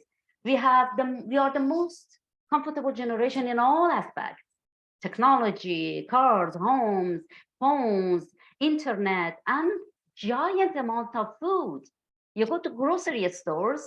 I remember my mother was going shopping every day. She used to buy whatever we needed for lunch and dinner. That's one thing that was very natural, and one thing they didn't have money to go and put, in a freezer for a month. So now look at the shopping carts when you go to Costco's, when you go to the stores. Where all this food go? Where all this food go? The problem is that when you are swimming in the oceans of toxins, well, no matter how much you eat, they don't get into the nutrients. They're not going to be digested well. They're not going to be absorbed well, and they're not going to be assimilated well in the cells. No matter how much you eat, you can eat the whole world, but your cells are still starving. When my patients come and say, "Why, doctor, you said deficiency, but my son or my daughter eats well." I said, "Okay, let me just get the case and see how well he eats." And then I try to explain to them, the very first thing I explain, does he have a good digestion? Does he have a good absorption? Does he have a good assimilations, no matter how much he eats? And plus, a lot of different factors, as you talked about nutrition, a lot of different factors coming into play, the combination of food, the genetic food, and what kind of food you're sensitive to, what kind of food you're reacting and you're intolerant to. These are all playing a huge factors here. And plus, as we know, this is the modern societies, the young kids are thrown out of their homes and, oh, you're 18, you have to go on your own, you got to feed yourself, you got to take care of yourself and all this. And it's such a, it became a very inhuman society now. You don't give the child a chance to navigate for a while, which, for example, in a ancient culture, they say until 30 years old, you should stay at home. I'm not saying that I agree with everything with also in situation, but I mean, until you're completely your frontal cortex, which is the main logic, creation, learning, judgment, understanding is not fully developed. The frontal cortex of your brain is not fully developed. This kind of lifestyle could be putting your children in danger. And this frontal cortex is going to be fully developed after 30 years old. But they threw children when they are 15, 16, 17, 18 out of we think what's going to come back, what's going to come to their lives. So that's what I'm against, that's what it's some people might not agree with me, but this is something that from all aspects you're looking at it, you're putting your children in danger.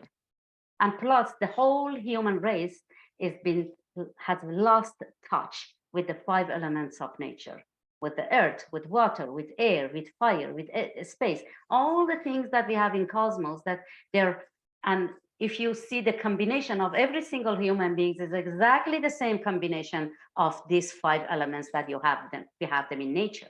The same composition, the same actually percentage. We have 75% water inside our human body, 75% water on the earth, in ocean, lakes, and seas, and everywhere. We have the earth is 12%, the physical body is 12%. The same thing with the lands in the nature. We have 6% air in our body, the same percentage we have in the cosmos, on the land, on the earth. We have 4% fires inside, like our heart, our brain, and plexus works with, solar plexus works with fire. Otherwise, nothing can work. We call it electromagnetic. We have 4%. The same amount is in the nature, and the rest is 3% in the space. We have a space that the thyroid gland is. We have a space that we have some cavities that are,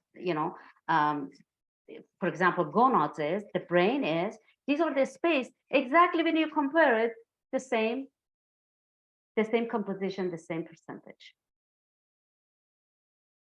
So I don't know if I have time to get into the limbic system, or I would like to get into my treatments.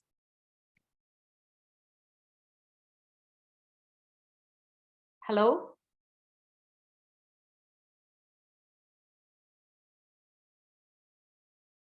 Lamont? Sorry about that. He had to step out a bit. Okay, So, somebody else can talk. So, okay. Yeah. Yeah, I think I'm going to get into, yeah, because if I want to into get the case. into origins and it's going to take time, it's going to take a lot of time. But let me just again share my frustrations here with you guys. Actually, I What just wanted. happened to you? I had to step away for just a second because we have this beautiful thing called washrooms in this day and age, and I had to use it. I do apologize. I didn't want to disrupt you, Parveen.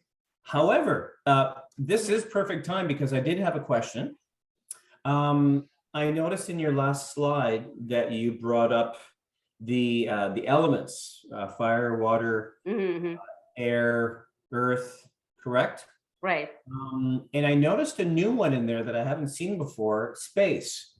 Now, is that because now of the new science of quantum that we're bringing out there, that we're discovering that even though there is nothing here, that we have a lot more intelligence, let's say in the Akashic records or in the memory panels of the water in the air here that hold the divine web of knowledge or in divine wisdom. What is this space, and why all of a sudden is that an element? Oh, no. Space, these are 5 elements of nature from ancient science. This is ancient science from the beginning of life to now. So the space is a percentage of the cosmos, and we are part of the cosmos with the same compositions that is not the air. This is not, space is not the air. Air is 6% that, is around, but the space is something that you have to reach out to a space. So that's our higher self reach out to space. The space is our spiritual domain. So that's why when you meditate or we chant or whatever we do, the space is opening up. Not any part of this compositions. The space is opening up to the cosmos. That's why, for example, thyroid patients that come, I have a course on the thyroid that I say thyroid is located in the space and is located on the throat, which is the communication chakras, right? And also is in the space. It means is a spiritual domain, spiritual part of the human body. So whenever we do any form of prayers, that's the part of our higher selves that is connecting with the part of nature that resonates. So it's not the air, and it's an ancient science, and this is nothing new, and it's just a science that the whole life is being based on. Amazing. I've never seen that before, so I think it's really interesting that I'm learning. Yes. Well, I can teach it. I can actually. I think I had one of my presentations on the global conference on the 5 elements. And Awesome. I go much deeper into that. And so actually the next one, which is November, I'm talking about the memory of water, and that solves the mystery of homeopathy. So I'm going to get into the 5 elements as well. With 75% of our, all existence is water. So Right. yeah, but the space is something that you gotta understand as well in order to communicate, and the main communications and that's why we call it the king of the body, the king of metabolism. We call thyroid is in the space. So anytime that you communicate with the space of the cosmos, your thyroid is involved. There's a term here that I'll use. It's called "damn." I'm excited. So can I go further? Hold on, Dr. Parveen, I Yes. have something that you had said, because you were saying what you've been finding a lot of nutritional deficiencies. And then, I was remembering what you had said about, the genetics, what is passed to the child, just even through birth. Yes. Because what that reminded me of, I remembered, and then, and on the topic of suicide, and I remember being 12 years old and wanting to commit suicide at that age. And when I think about or remember, just even how we ate, and I don't eat Filipino food. That's my cultural background. But I won't eat what my mom cooks. So as you were speaking on that, and I'm just correlating, all the pieces of, even at that age, I was already not wanting to eat the foods that my mom would prepare for us. Mhm. I wanted to eat more fresh food. I didn't want, to always go to McDonald's or get the processed foods just already inside. But when you're 12, you know, you don't say to mom, I don't want to eat your cooking. It's the last thing you want to say to her. So, it just everything that you're speaking on here, and even to what Marcia had said earlier, I'm not sure what the term, like neutral something. It makes sense how all of it relates. Right. All of it relates. And it really has been only in the last 3 or so years where I've taken what I've been eating, again, just also intuitively, and then with my research and all of that combined, it is where I am now is the best I've ever felt. It's the clearest I've ever felt. I don't suffer from headaches and migraines the way I used to. Anxiety, all those bouts of depression. I'm much more even keeled than I have been before. You got to imagine that's also three, like I said, 6+ years. The last 3 years has been my nutrition. So it has been, over all these lifestyle changes over time. So everything you're saying, it's just, it's, what did Lamont say? Damn. I like to say, wow. I say, wow, or yes. So, and then I Amazing. started thinking about my children when, and what I've passed on to them. And so it's just whole, the conversation is opening up so much more in terms of, wow, what we've passed on, and how much we can actually choose to change. Yes, sweetie, thank you so much for sharing that. Yes, thank you. Suicide, as I said, it's a deep kind of a state of disharmony that can be passed from the parent's mother. Have you ever heard a 3 years old commit suicide? A lot, What? a lot. Say that again? Like 3 years old, 4 years old, by banging their head to the cement wall repeatedly until they have hemorrhage. You know what? You I just can't go and believe that see. 3 years at the same time. I can 3 years at the old, same time. 4 years old, I 5 years old. yeah. They bang Yeah, their head I to can the believe it. cement Yeah. wall until they get hemorrhage and they die. So this society is not only Wow. for people who understand, or life is bad or life is this. No, it's Yeah. a deep internal chaos that can Wow. be passed by suppressive methods. Wow. And that's why I just like to share. That's why the topic is great, mental health, because right now what is swarming around in media is euthanasia for young kids. Doctors, the Health Canada is allowing doctors to euthanize young kids. Now they're taking the young kids away because they are the future, right? And until they know the difference, until this is all healed, there is no solutions, right? So people's got to get into the solutions of things. Yeah, it's just be aware, because they're going to be talking about very soon. It's already in certain chats. It's unfortunate. That's not the way you solve mental issues. This is how you do it, by coming together as a community to share your experiences. and learn different ways and different modalities to actually help them to leave and let go whatever that is that's energetically there, or clear the pathways. Getting rid and annihilating that situation is not healthy. They need to understand. And understanding for a young kid like that, it opens their pathway to many Wow. other solutions that's available. So yeah, I don't know if you guys know, but that is being the chats, circling around in chats, and Health Canada has it. If you go to the Health Canada's website, Yeah, the information doctors. It's they call sad. it ADHD, ADHD, Yeah, ADD, ADHD, ADD. Come on, it's a form of suicide. it Just is. save the child, Yeah. save this innocent child. Don't allow to harm himself. And they're harming, they're hurting. If when you witness a child is harming and hurting themselves, it's a sign of it. It's a sign of it. And they're still putting them on suppressive medications. Yes. We're in a world right now, like I'm really doing my best to stay off the streets.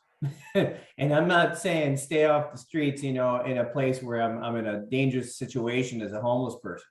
I'm saying stay off the streets, because these are the type of things that when I hear that, I want to stop the video. I want to get out in the street with my megaphone, and I want to yell at people in subdivisions that you're not in charge of your own kids anymore. Wake up, because now, because you've let the responsibility of the government take over your children, I can't let you be responsible for your own children, because they have more to offer the world than you do, you goddamn idiots.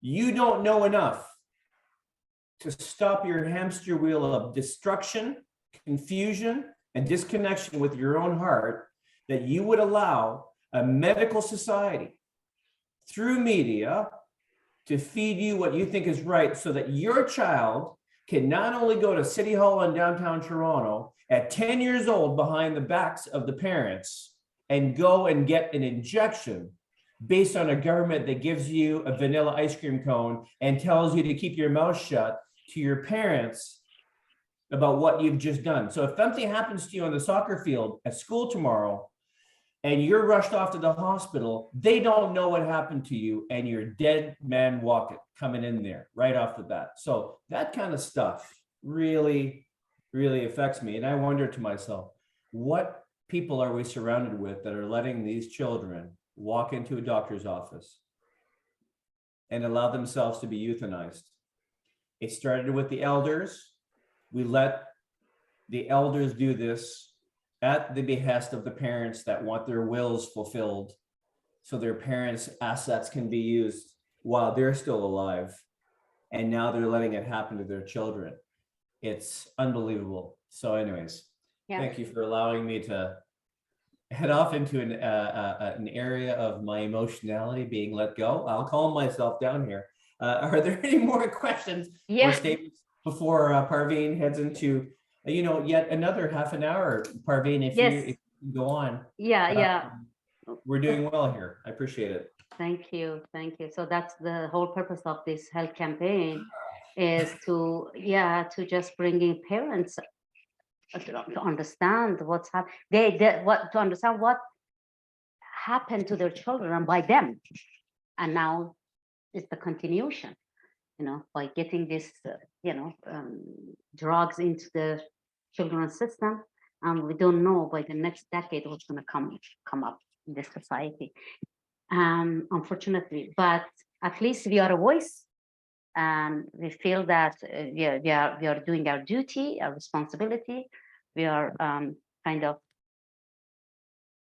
honoring our oath, and I think we should go what Lamont said: get a microphone and make a health rally in the street.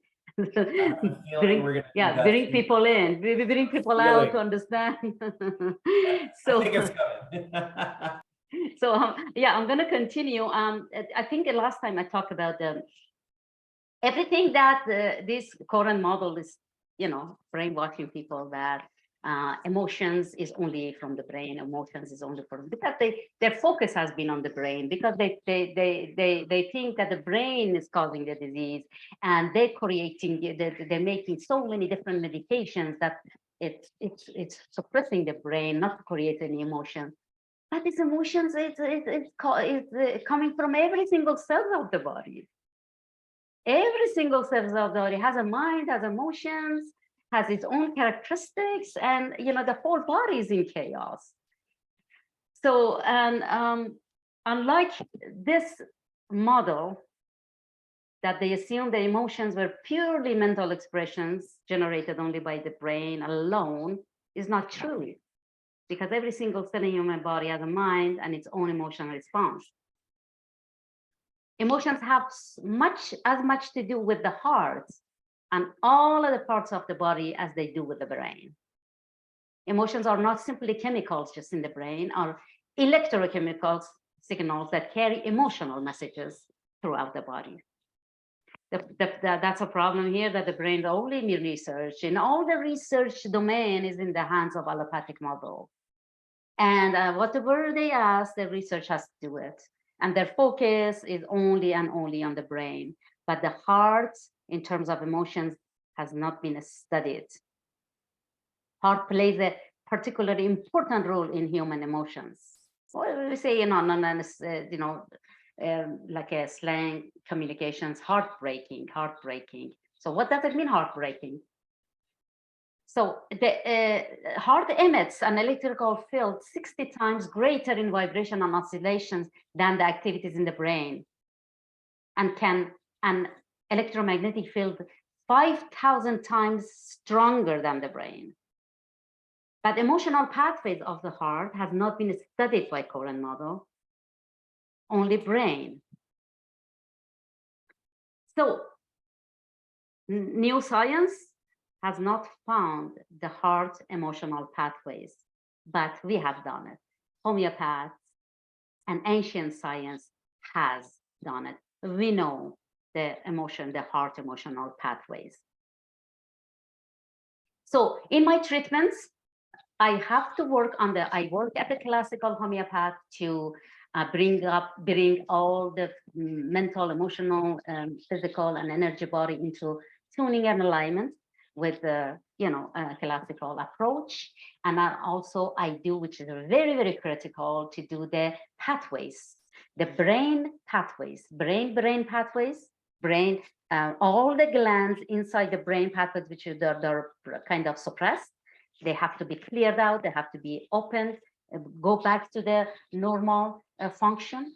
Brain, gut, stomach, pancreas pathways is very, very important in mental alterations, to work on brain, gut, stomach, pancreas pathways, brain, liver pathways, brain, kidney pathways, brain, blood, lymphatic system pathways, brain, heart pathways, and brain, immune system pathways. What I do for people who come to me for treatments of any form of mental alterations, mental disorders, whatever they call it, I do these pathways no matter what, according to the case.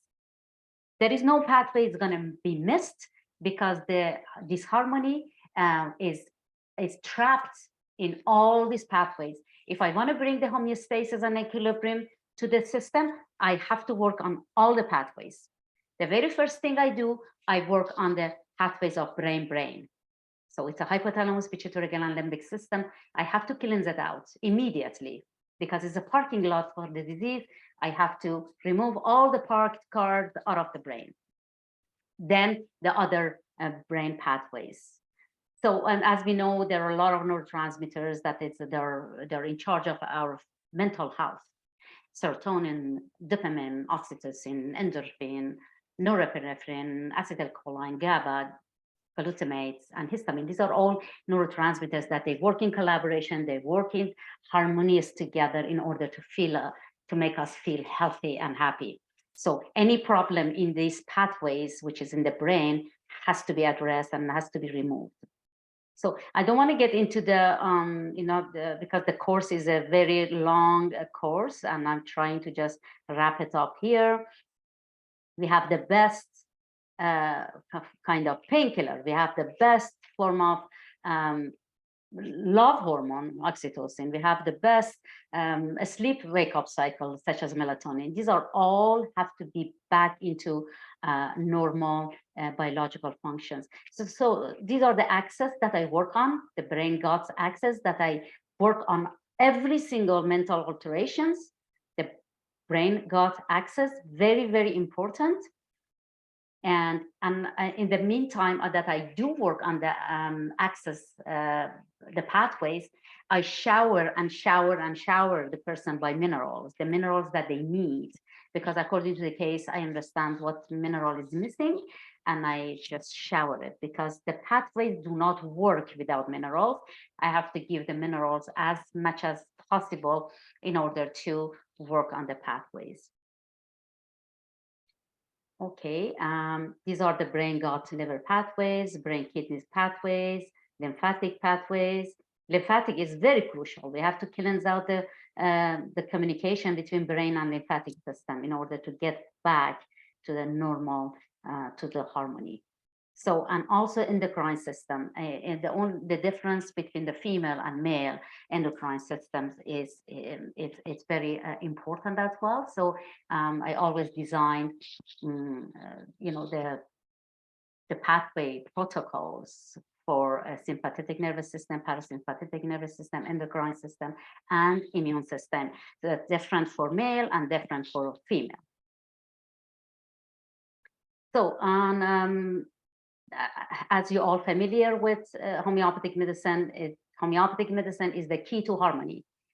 The key to harmony. When the harmony comes to the whole dimensions of the body, the disease already failed and removed. And then symptoms, the disease is, the symptoms gradually is going to be removed on their own. Leave the symptoms alone. The symptoms are the presentations and manifestation of that disharmony. When we remove the disharmony inside the body, the symptoms gradually, according to their presence, they're going to be removed on their own. So we have a lot of polychrus remedies. We have great remedies for acute grief, depression, and anxiety or shock, such as Ignatia amara. We have natrium muriaticum, phosphoric acid. These are all emotions remedies, orometallicum. We have, for example, I had a case came to me. They labeled them bipolar.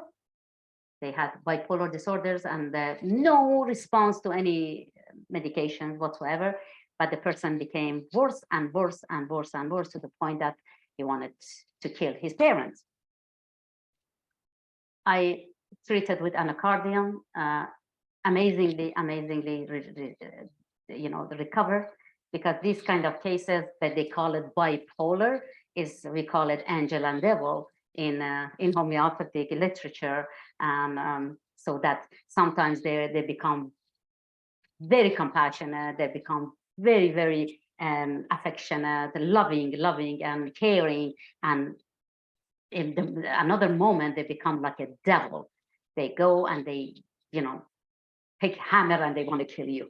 So, and then normally these kind of cases, they're, you know, kind of attacking their own loved ones, the closest people. So this anacardium is a life-saving remedies in bipolar. Again, when I say bipolar, because everybody resonates with the name, otherwise I don't like these red labels. So a lot of different remedies that I work as a concomitant remedy for the patients, such as phosphoric, picric acid, caliphos, and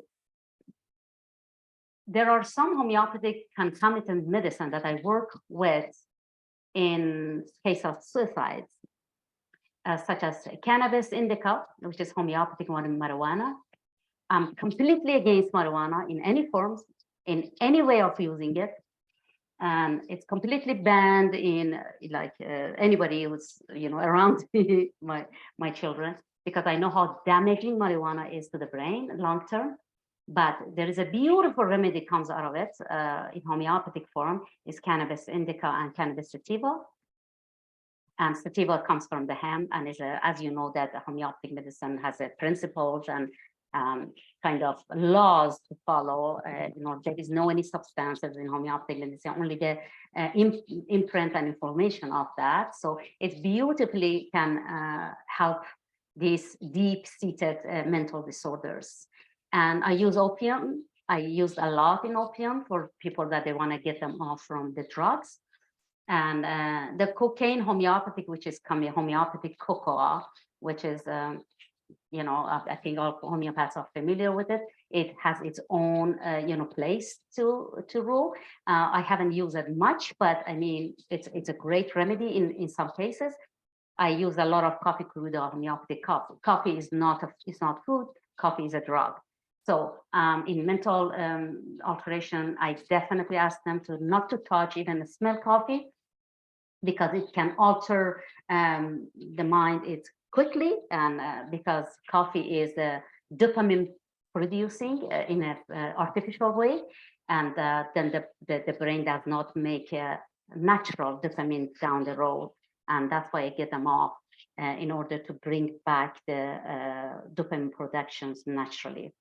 So these are the cannabis indica, as I said, sativa, opium, cocoa, and coffee cruda.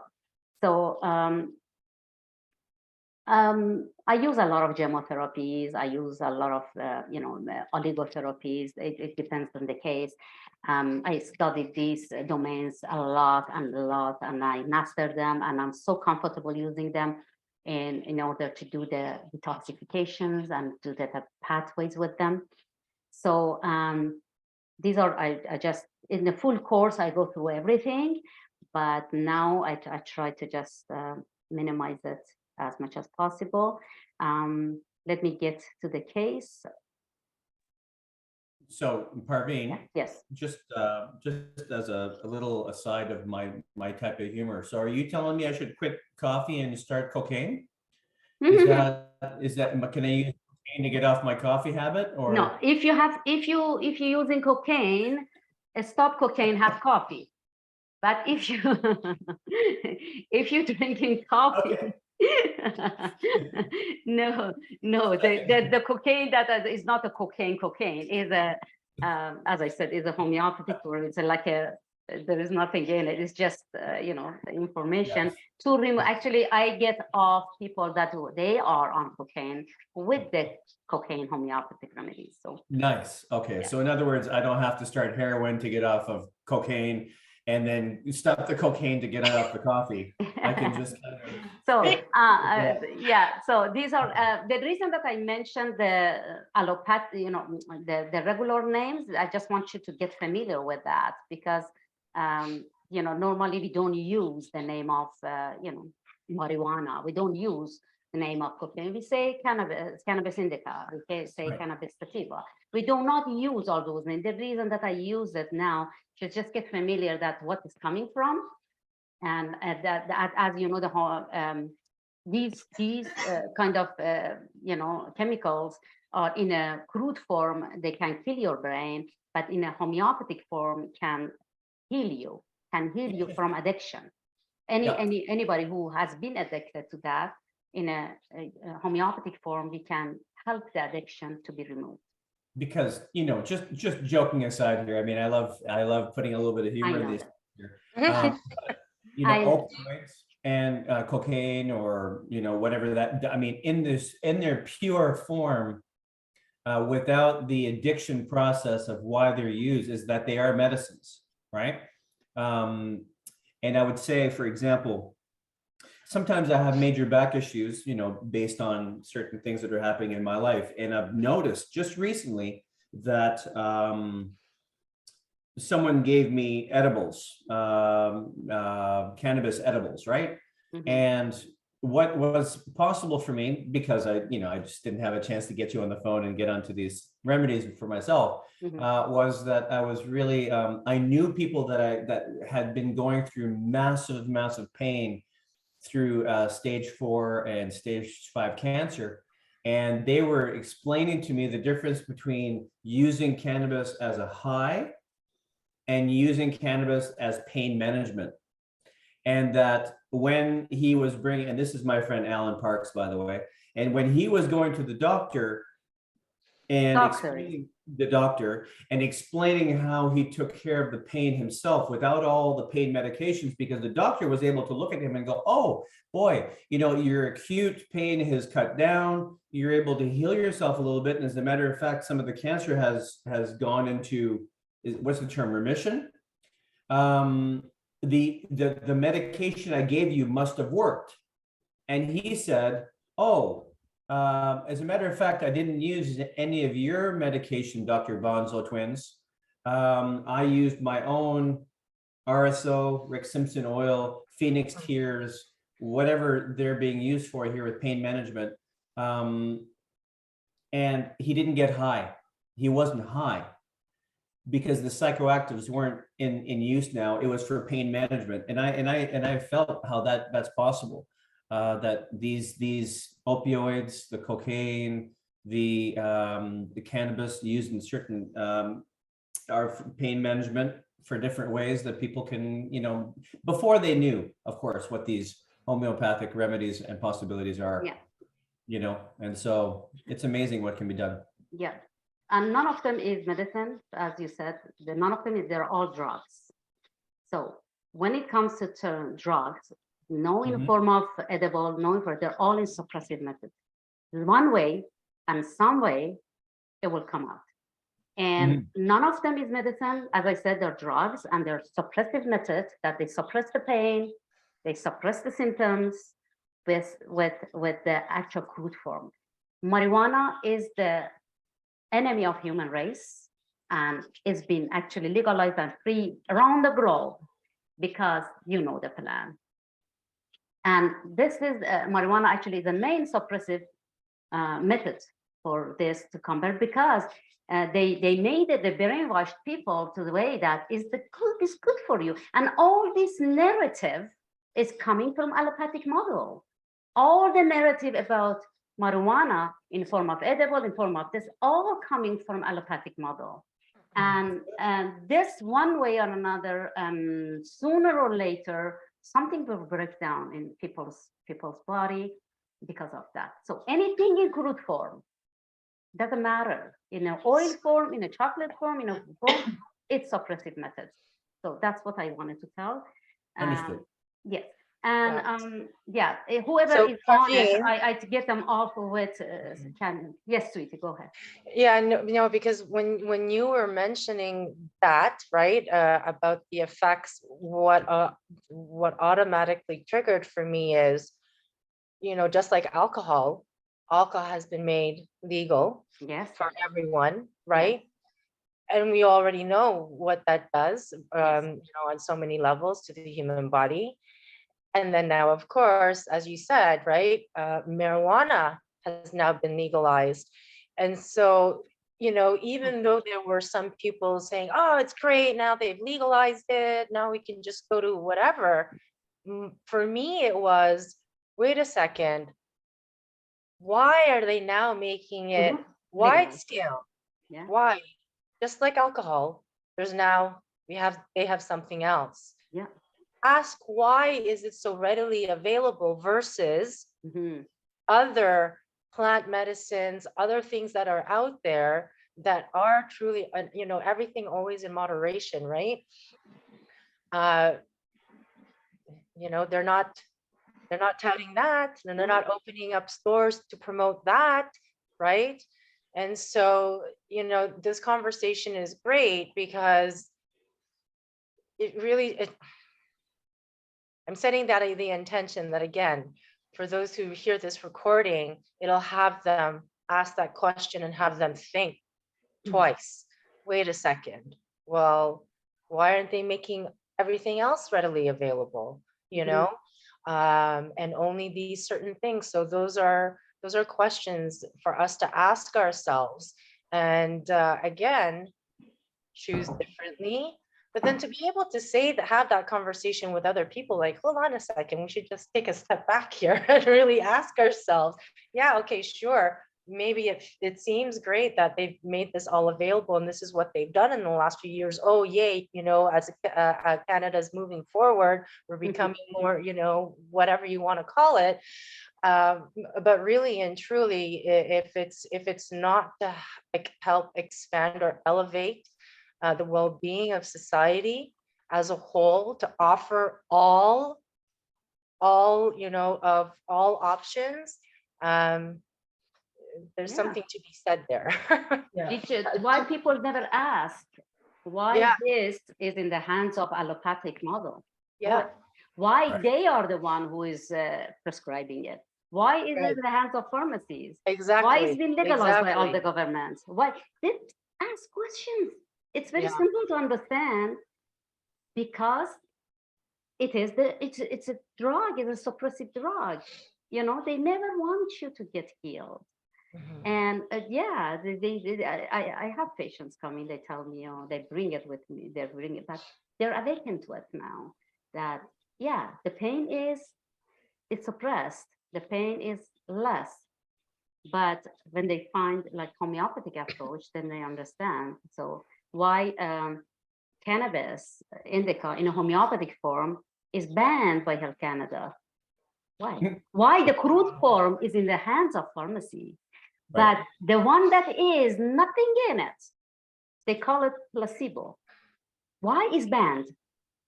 Because that cures, that's suppressed. Yeah. Can I chime in and put it in a different way as well to understand it? It just came to me. With the cigarettes, all the harsh substances that pharmaceuticals or drug pharmacy they do, what they do is they put it in the body, and it's harsh. It actually brings you down, right? It keeps you on to a certain level and vibration to keep you down without elevating and without connecting your body to be lighter. Because if we are meant to go forward to be a crystallized body, we don't need these things, substances to hold us down. We need to be more lighter and connect more lighter to source. And we have all the answers there. And when we connect and open up our mind more without taking all the nutraceutical companies and all the medications and things that we don't even need anymore, our mind will expand in different ways, and different pathways in our mind will open up, and we're able to go in and change our DNA. There's another aspect of the DNA that don't even talk about anymore. They don't even bring up. There's a third aspect of the DNA that a lot of people don't even know, that is under the carpet. Not a lot of people know about this, but this is where you're able to go in and actively, putting you in charge, intently change your DNA. That's all I can Thank say. you. Thanks. Thank you. Thank you for that aspect, Helen. As a matter of fact, at the end of the day, whether they're going to be offering cocaine and heroin at the local store or dispensary, which they have on the table right now, is that we will get to a point where all is available, because they're running a social experiment right now. I'm not sure, ladies, if you've ever seen anything move as quickly as we have in the last 28 months. So they're rushing to a finish line to destroy humankind through, like you said, Helen, removing every way of us being able to connect to our natural pathways, our natural environment, and the natural connection we have to each other, especially in an elder form of wisdom, such as Parveen has to offer here. This is the type of information they don't want us to learn. So having said that, if we want to stick to a schedule here and be close to 3 o'clock by the time we're done here, Parveen, it might be good for you to get back on the subject. Yes. And wrap up as close as you need to do it for a question and answer period for us to hang out a couple minutes before we end. Yes. Parveen, please. Yes, thank you so much. Okay, so as I mentioned, nutrition is the base of your health and the base of your disease. So this is something that I always say, have your healthcare starts from the nutrition and what you eat and what you're putting in. And the rest is how the body functions, definitely. And but what I found in, for example, suicidal cases, a lot of them, they have irregular blood sugar. like hypoglycemia, they have insulin resistance effects. So because it affects on cognitive function. So the case that I'm gonna, present it after, I try to be short, but I'm trying to just cut a lot of it, not because I'm just, the family might, go to the recording and listen to it. And so at this point, I try to cut the way of they committed suicide. So because some of them are very unique.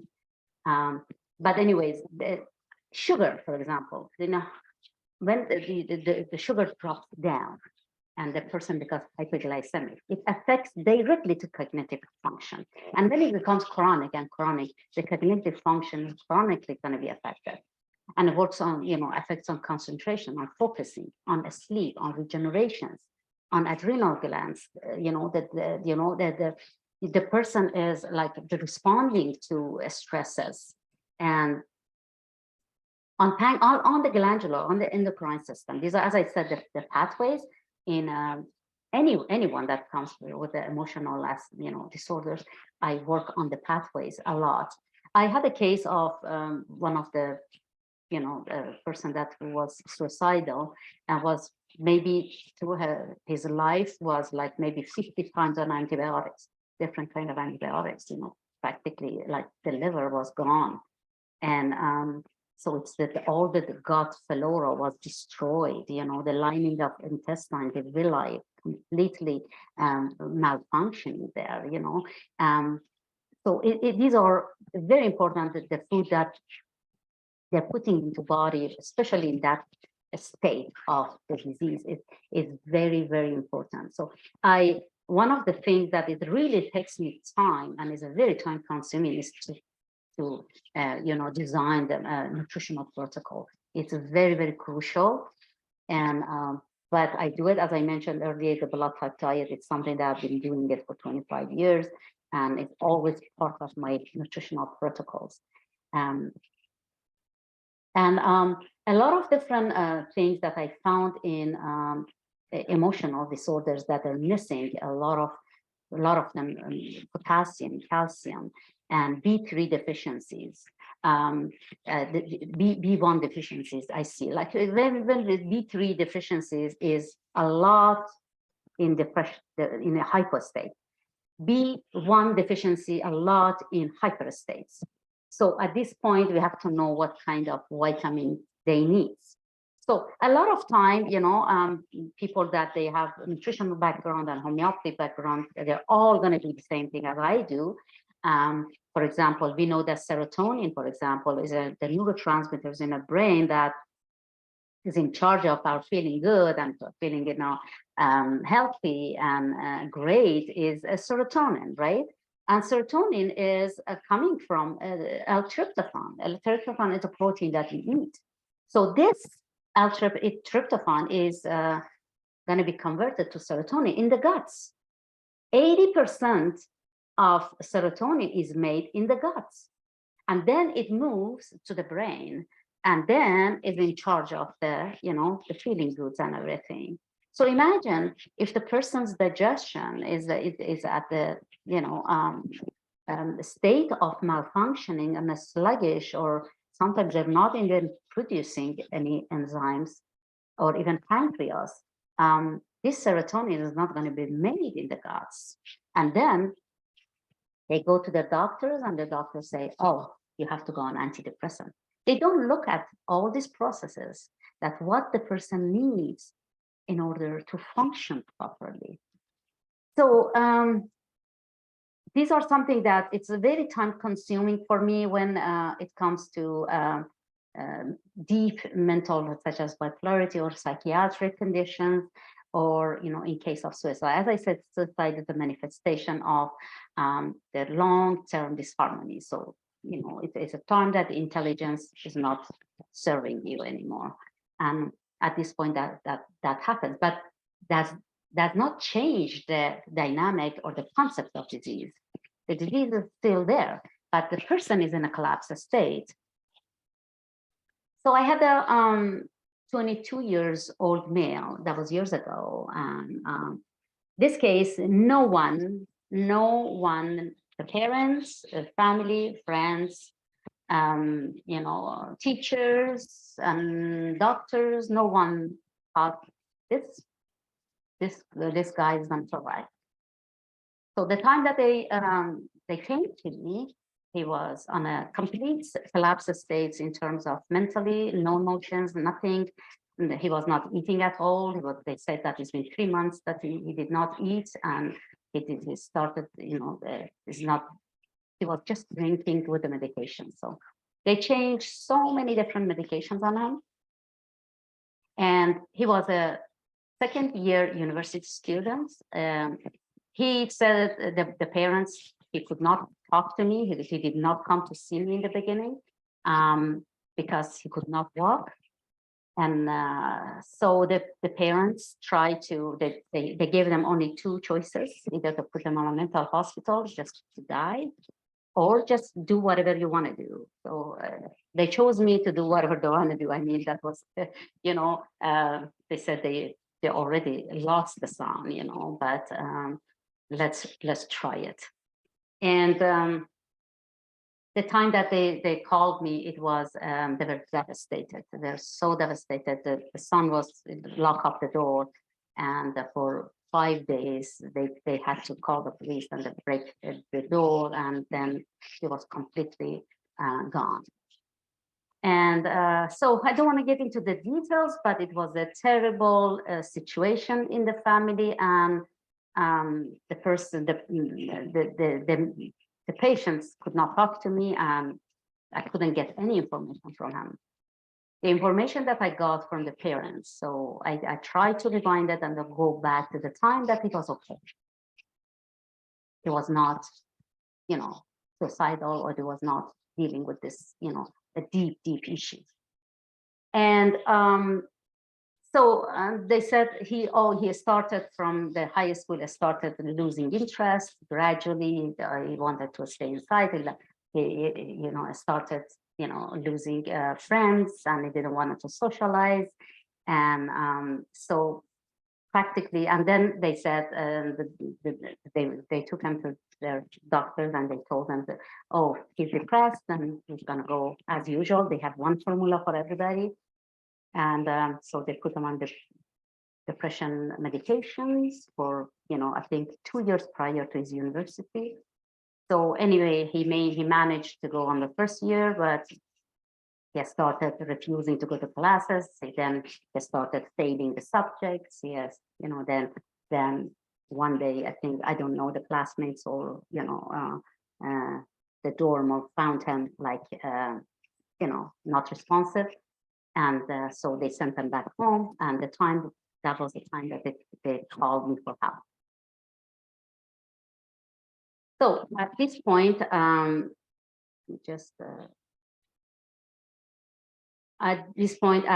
the homeopath is very affectionate, and I try to be very, very, compassionate as well. And we are, otherwise we couldn't be homeopath. So I listened to them carefully, exactly from his childhood, from the time he was born and through his life and what happened, and I took the case. It took me almost 5 hours to completely take his case and understand exactly what happened to this child.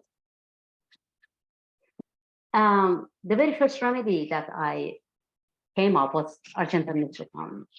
That was the main remedy that I gave to the mother to give him. So they brought him, but it's very, like a collapse state, very drowsy. He was just leaning on his mother's shoulder and was not responsive at all, not talking, was not looking at me. And I started asking him questions, question answered. The parents tried to answer. But anyways, it was a very situation that at that point, I had no idea where we're going to go from here.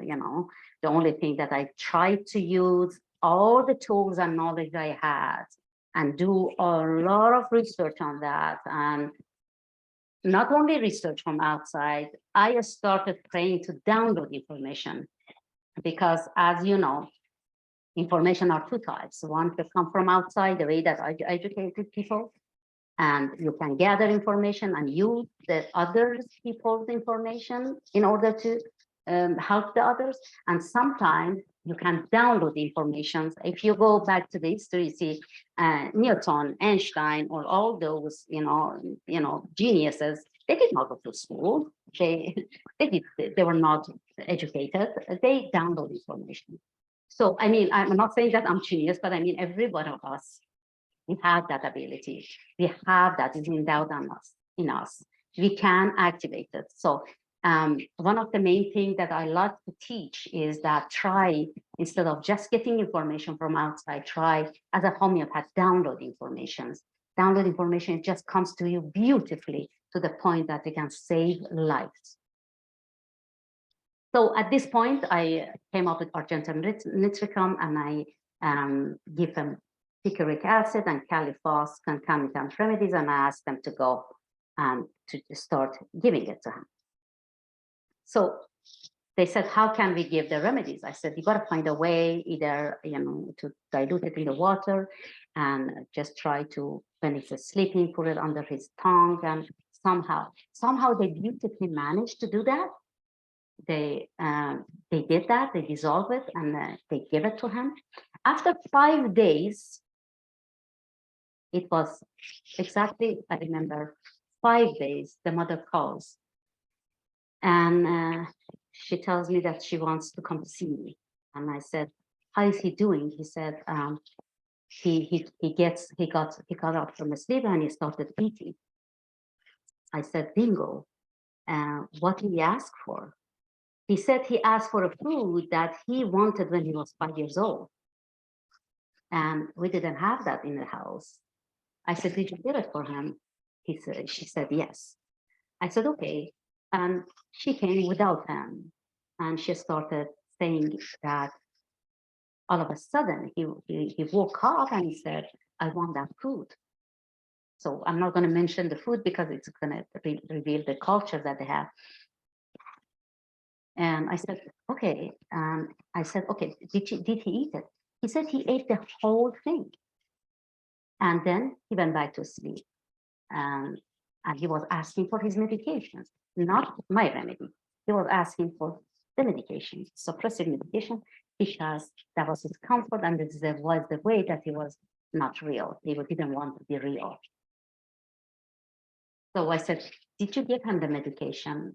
She said, yes. I said, okay, we're not trying to get him off the medications. Otherwise, he's not going to trust us now. So anyway, to make the story short, that happened for almost 3 weeks. And I gave him another dose of argentum nitricum. And I said, now do it. And this time he took it, because these remedies, they're sweet, right? Gonna put them under the tongue, and he took it. And the question he asked was, can I took it with the other medication? He asked his mother. Then she calls me and she said, can I? I said, they have no interaction, but we shouldn't, because, if the residues of the chemical that stays in the capitals under the tongue, it might neutralize, homeopathy. No, just give it 2 hours of, space, interval. And they did it. So after 3 weeks, he comes and he walks to my office. He comes and he walks to my office, but he's responsive with his, when I asked him questions, he was responsive like this, but he did not want to talk. So, but he understood perfectly what I'm asking him.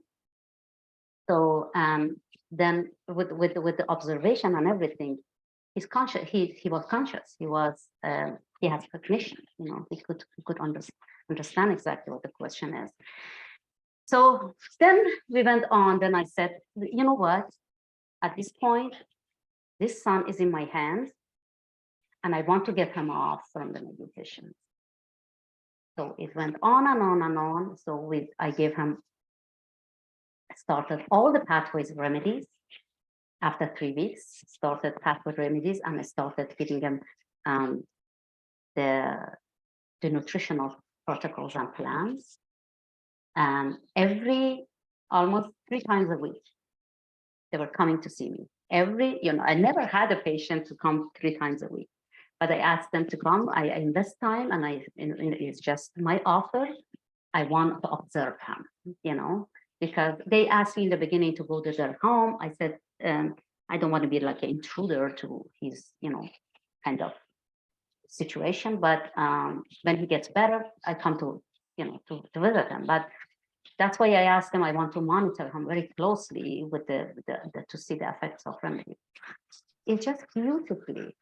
I don't know. I don't call me because we don't have miracle in the domain of homeopathy, the science. But it's just this young, wonderful male came back. And then after gradually, he was asking his parents to come to see me. So I got him off the medication in 9 months. Almost, because he was on 18 different medications. Wow. And I got him off from the very latest one, the very, you know, latest one to gradually to one that he was been on for almost 4 years. And that was the hardest to, you know, to get to the old ones. So, but amazingly, he did not experience so much unpleasant withdrawal symptoms because I was very conservative with him. I know the situation, but I showered him by minerals and the pathway remedies. And then every single month, like 21 days to 28 days, that's the cycle of human body. I try to retake the case to come with another remedies, another, you know, to the time that the remedies was not needed, only the pathways. And it didn't take more than a year or 3 months that I'm completely off everything. And he went back to school. He finished his undergrad. Then he became a lawyer.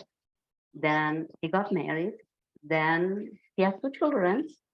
And that's a suicidal case that no one said he's going to survive.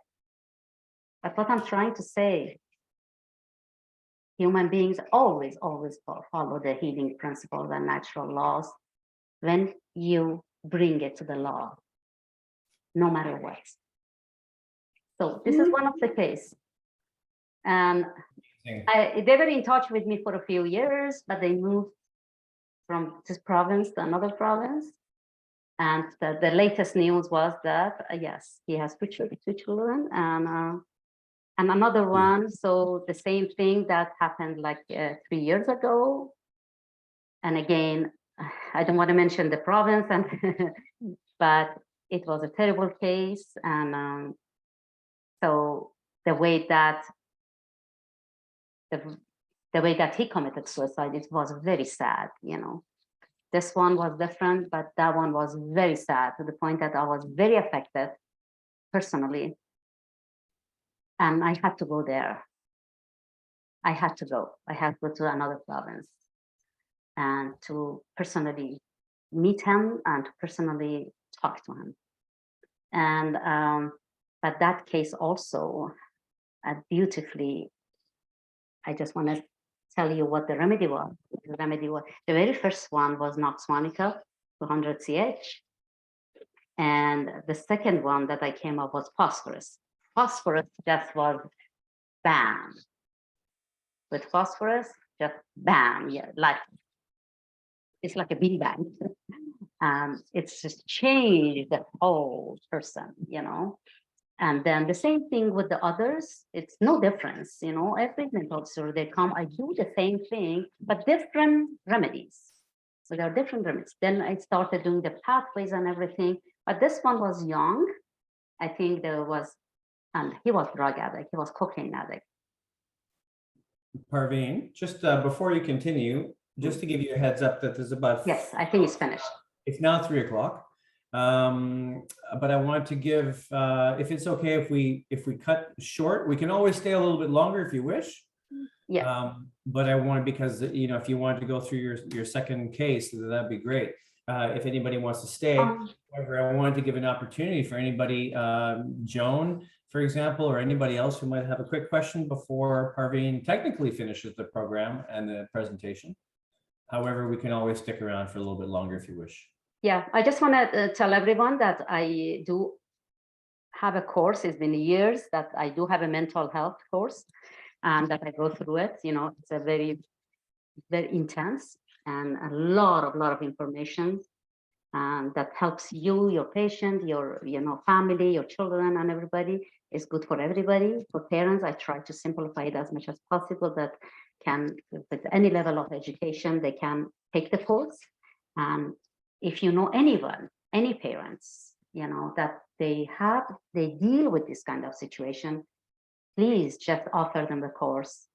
And because I can walk them through all the pathways, they can treat themselves. They don't have to come to me. So, and they can treat themselves, they can treat their family, their children. I have done it, and they're doing it beautifully. So, because not everybody can come, in a suicidal case 3 times a week to see me. Not everybody's in there around the corner, But if they have enough education and they have access to the whole, protocols and remedies, they can do it on themselves. So if you can do this for people, that's a winning, that's a winning situation. Okay, I am done. Thank you so much for your attention. Sorry about that it took longer, but I hope that it was a bit of help. Never an apology necessary, Parveen. Dealing in quantum, that it's never linear.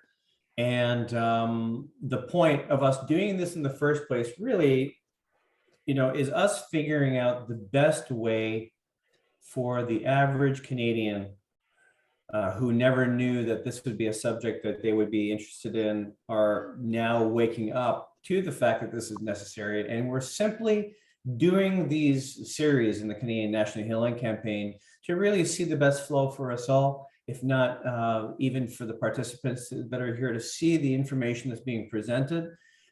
Because our long range goal would be to offer this as a workshop, to even have an accredited program in the future for certification. And we're simply, going with the flow right now to bring certainly the information that's super necessary, mental health being something that everybody needs right now these days. However, I want to ensure that anybody watching this video, until we come up with that program, there is, of course, can you give us your website one more time, Parveen, to make sure people can contact you? www.bioquantum.ca. Okay. That way they can make sure they can contact you. Internationally, this is going to get around no matter what, because people are going to really admire the topic here today. Also, I'm going to tease Catherine a bit that I would love to see Parveen show this through BioQuantum with the quantum healers that we're starting to work with, because this is a perfect marriage. Oh, 100%. Right? Oh, yes. Canadian Healing Campaign as part of this Quantum Healers 369 that need to hear this. And they're out of the gate with an amazing bunch of people who want to hear this like right now. So we're going to try to figure that out with Donna. I wanted to surprise you, Catherine, by mentioning that today, that we kind of guys, can you give me one minute? Of course. Can you give me 1 minute? Somebody just knock on the door. I'll be back soon. Oh, wow. And so, Helen and I were talking about that, and that only makes sense because there's an audience waiting right there that's already out of the gate. It would be absolutely perfect, because this is exactly the merging of teams, Yes, I It agree. only makes sense. It only makes sense. It's like when I told Catherine about this, she was like, "Yay, you got it." Yeah. When just seeing how things are coming together and it's divine timing. Yes. Yeah. Yeah. And Helen, I didn't explain to you in detail or provide more context prior, and why my heart was just like, singing from the mountaintops, because I'd had a meeting with Dennis and Donna. Oh, wonderful. And so this was our second meeting. However, in this second meeting, I said, okay, in this moment right now, I gotta chill for a bit. And Donna, she had reassured me, and sometimes it's one thing when I'm saying it to myself, but to have another say it, right? And she just said, Catherine, just forget, she's like, just really get that you've already been doing the work. You're already, and she said, all the things that you're like, oh, I've got, there's this and there's that. She goes, trust me when I say to you, you're already doing it. So if you need a little break to just rest, she goes, take it. And she goes, we're going to talk again. And then, yeah. And then you shared that with me. And I just said, oh, that's what she was talking about. That's what she was talking about. So, it's nice to see the seeds that have been planted in the last several months, all of them seeing the ones that are sprouting. Wonderful, beautiful. I'm still like, when you talk about, the with about Donna and Dennis, it's going forward. You can feel where it is, and we're being pulled, as a Yeah. guided in a way to be there and to assist and be a part of this huge, massive, beautiful change that's going to come. Right. And as we keep on working ourselves and doing what we do that comes naturally, every one of us here, it's like, it's like there is no stopping this. There is no No. stopping this. No. Any And questions from bless me? this. Any questions? Yes. Yeah, Any questions? Yes. yeah, bring it back Okay. because we're still Yes. recording. Yeah, So if I said, yeah, I wanted to know if there is any questions, no questions, then I can stop recording. But if you have any questions, go ahead. It's a free No. recording. Oh, This yeah. lady here, Joan I'm Jackson, good. Yes. to meet with her. I'm sure she's an actual person, So, and I can't wait to meet her. Any other questions, guys, before we turn this off and yet another chapter of brilliance? No questions on my end. Just want to say thank you to Parveen and everyone here. Thank you for sharing your case, because I know being a homeopath, it takes a long time to bring down, the cases itself, ask the right questions. Because when you get to the right questions, as we know, it's like a bullseye, right? It rings a lot of similarities, yet because people who are not in the field of homeopathy or not been exposed to it, there's thousands of remedies that are so similar. You got to ask the right question to really narrow it down to one particular few, and then that is the bullseye in itself. It's phenomenal. It's amazing. It's when I took on that path, I had no regrets. I still don't in regards to what I do and what I step into.